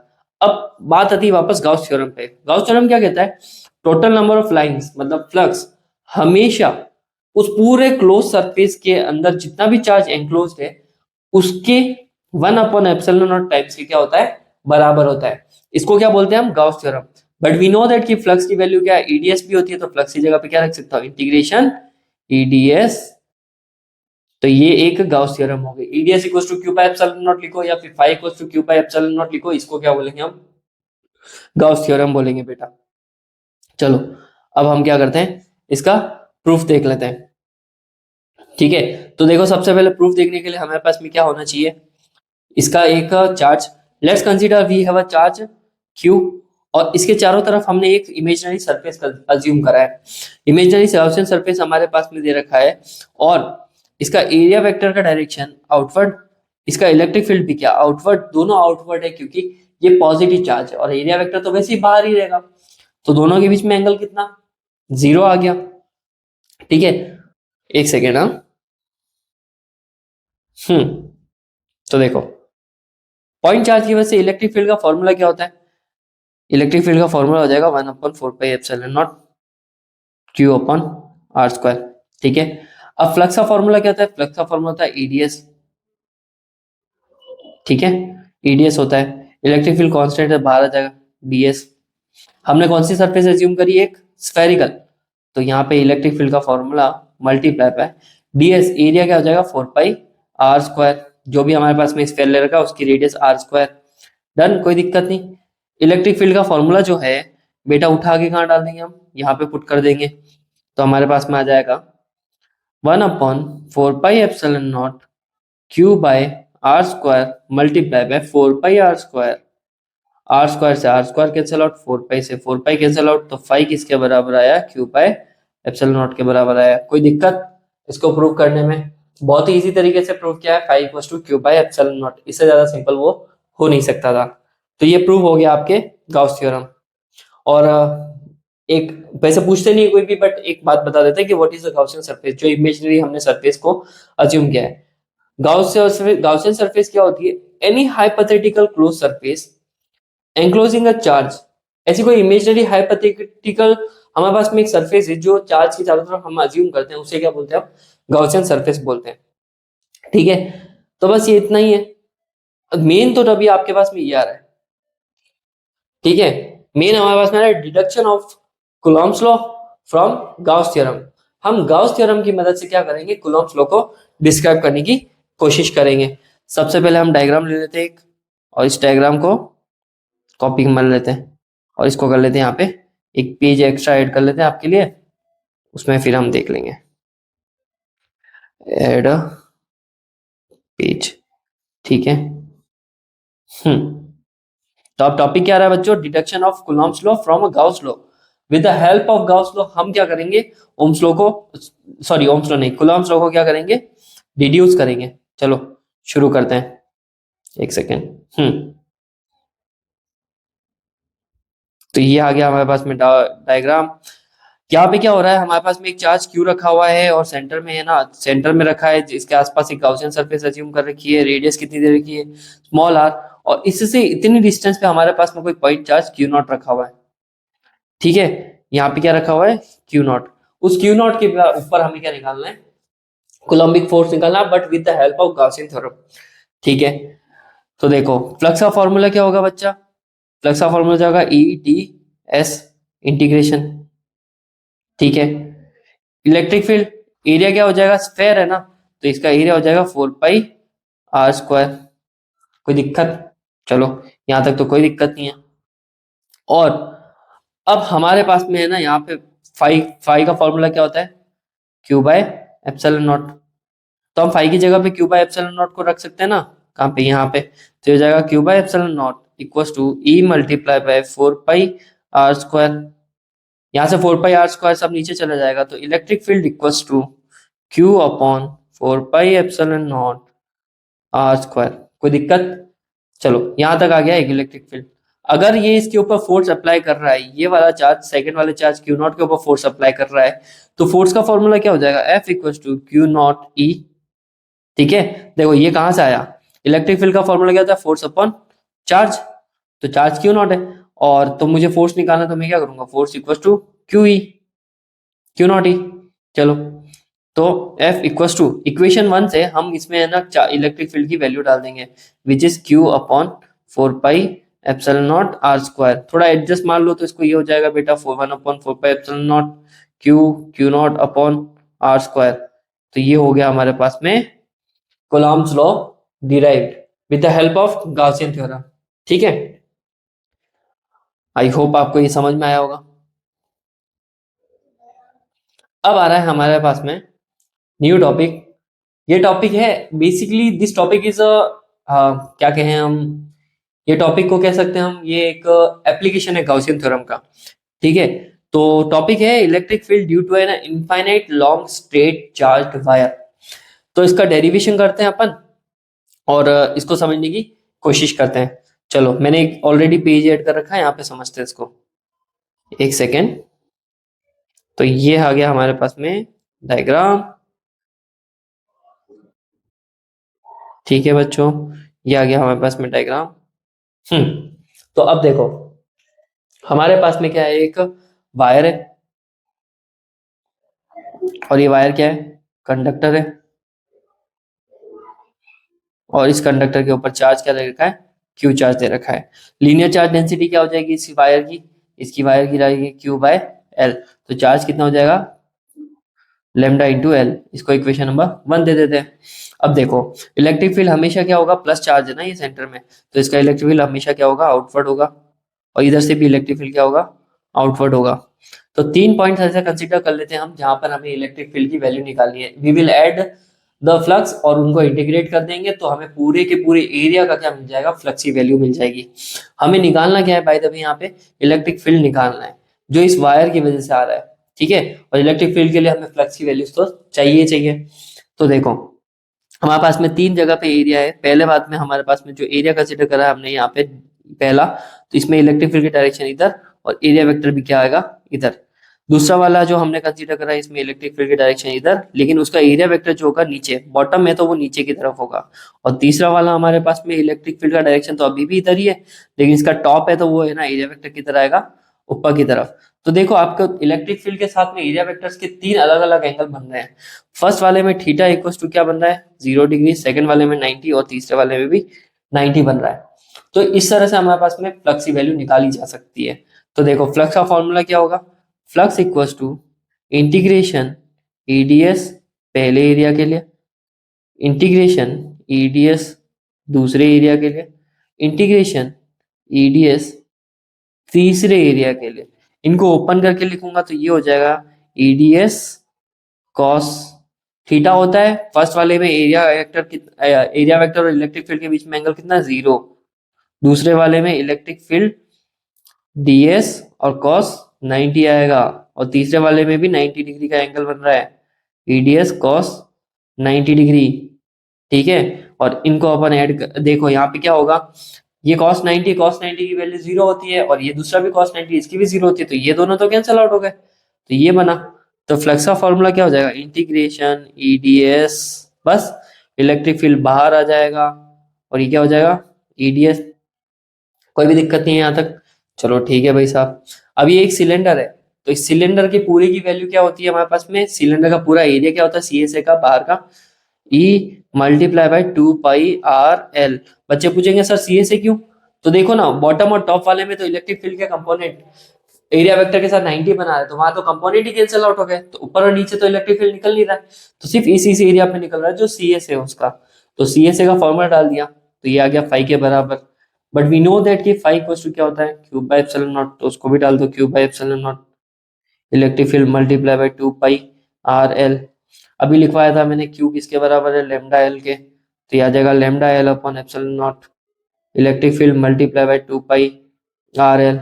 एल से एल, सॉरी, एल से एल कैंसल आउट हो जाएगा, तो ये हमारे पास में आ जाएगा electric field equals to lambda upon 2 pi epsilon naught are.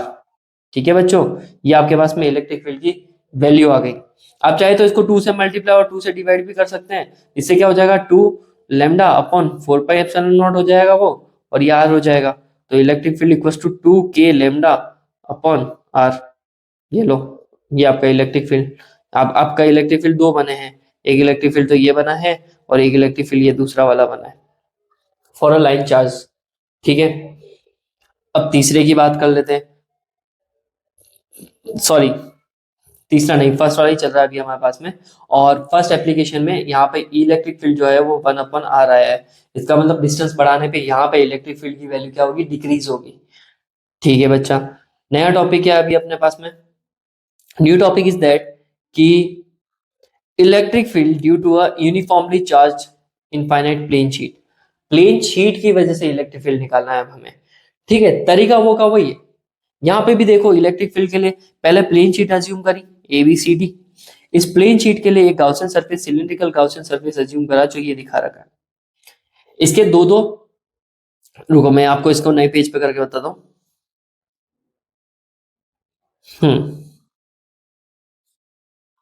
तो देखो यहाँ पे क्या हो रहा है, तो एरिया वेक्टर हो गया, और हमारे पास में अब एरिया वेक्टर्स 3 जगह पे कंसीडर करते हैं हम।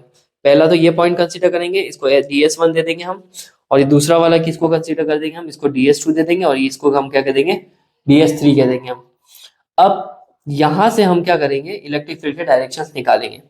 क्योंकि ये प्लेन शीट है तो इसमें इलेक्ट्रिक फील्ड इस तरफ भी जाएगा और इलेक्ट्रिक फील्ड इधर भी जाएगा, आउटवर्ड की तरफ। तो दो इलेक्ट्रिक फील्ड, इसके लिए तो इलेक्ट्रिक फील्ड इधर और इसके लिए इलेक्ट्रिक फील्ड इधर, डायग्राम में दिखा रखा है। बट ऊपर वाले में भी इलेक्ट्रिक फील्ड इधर ही जाएगा, लेकिन एरिया वेक्टर जो है हमारा बच्चा ये ऊपर की तरफ जाएगा।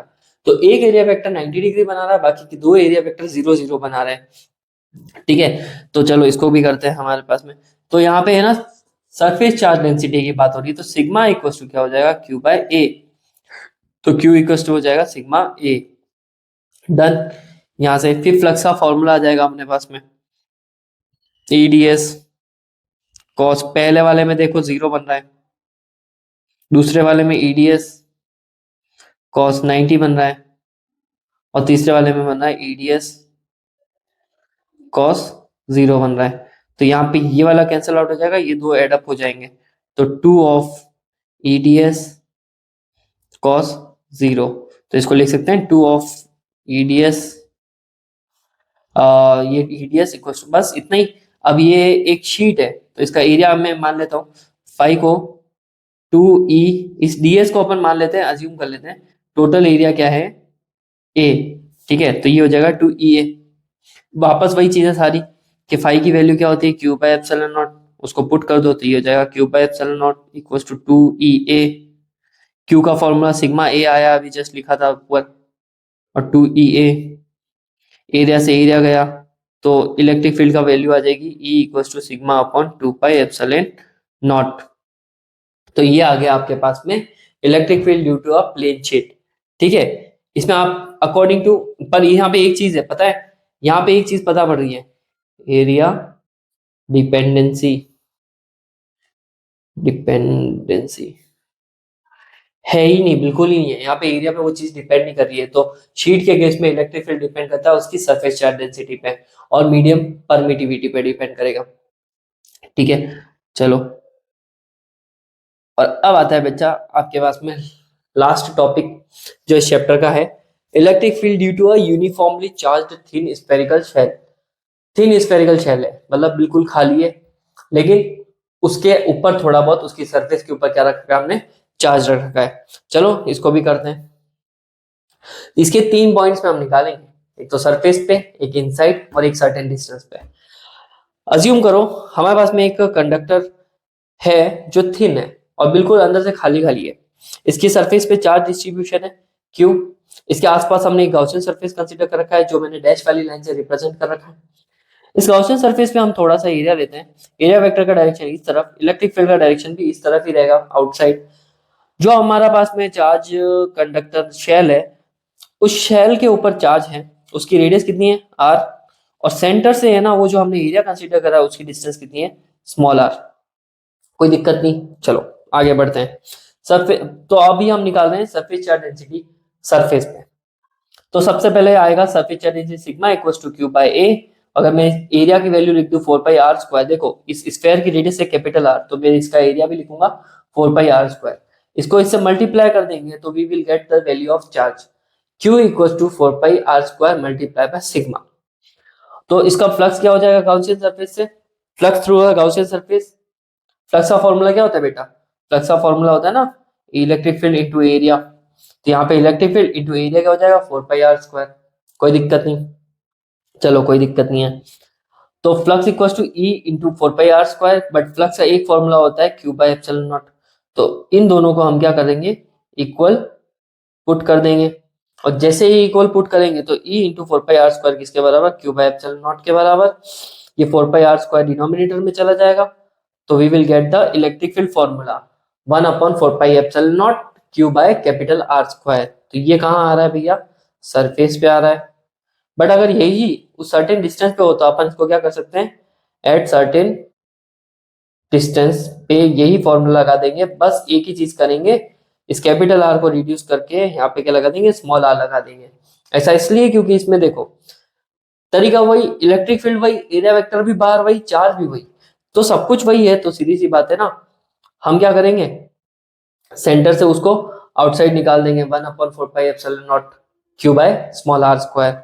और सेंटर पे इलेक्ट्रिक फील्ड क्या हो जाएगा, जीरो, क्योंकि अंदर की तरफ चार्ज क्या है, जीरो। इफ ये चार्ज जीरो है तो इलेक्ट्रिक फील्ड भी जीरो है, फ्लक्स भी जीरो ही होगा, तीनों क्वांटिटी जीरो। ठीक है, और वेरिएशन आप इन ग्राफ का देख सकते हो। पहले वाले में इलेक्ट्रिक फील्ड क्या आया था 1/r किसको प्रोपोर्शनल, दूसरे वाले में 1/r, और तीसरे वाले में E इक्वल टू 0। तो सामने ही पता पड़ रहा है सेंटर से लेकर रेडियस तक तो कोई इलेक्ट्रिक फील्ड नहीं है, बट उसके बाद में सबसे मैक्सिमम मिलेगा सरफेस पे, और उसके बाद में वो चीज क्या होगी, धीरे धीरे धीरे धीरे डिक्रीज हो जाएगी जैसे जैसे आप डिस्टेंस को इंक्रीज करो। तो ये है हमारा variation of electric field with R, Gauss theorem के एप्लीकेशंस, शीट और लीनियर चार्ज के बारे में और स्फेरिकल शेल के बारे में। आई होप आपको ये वीडियो अच्छी लगी होगी, और वीडियो पसंद आई है तो लाइक कीजिए, कमेंट कीजिए, और जितने भी डाउट्स है उनको मैं कमेंट सेक्शन में और डीएम में सॉल्व कर दूंगा। और एक और बात बता दूं, चैनल को सब्सक्राइब कीजिए, आपका एक एक सब्सक्राइब हमारे लिए बहुत ही मैटर करता है। तो मिलते हैं, तब तक के लिए नेक्स्ट वीडियो के लिए बाय बाय, टेक केयर।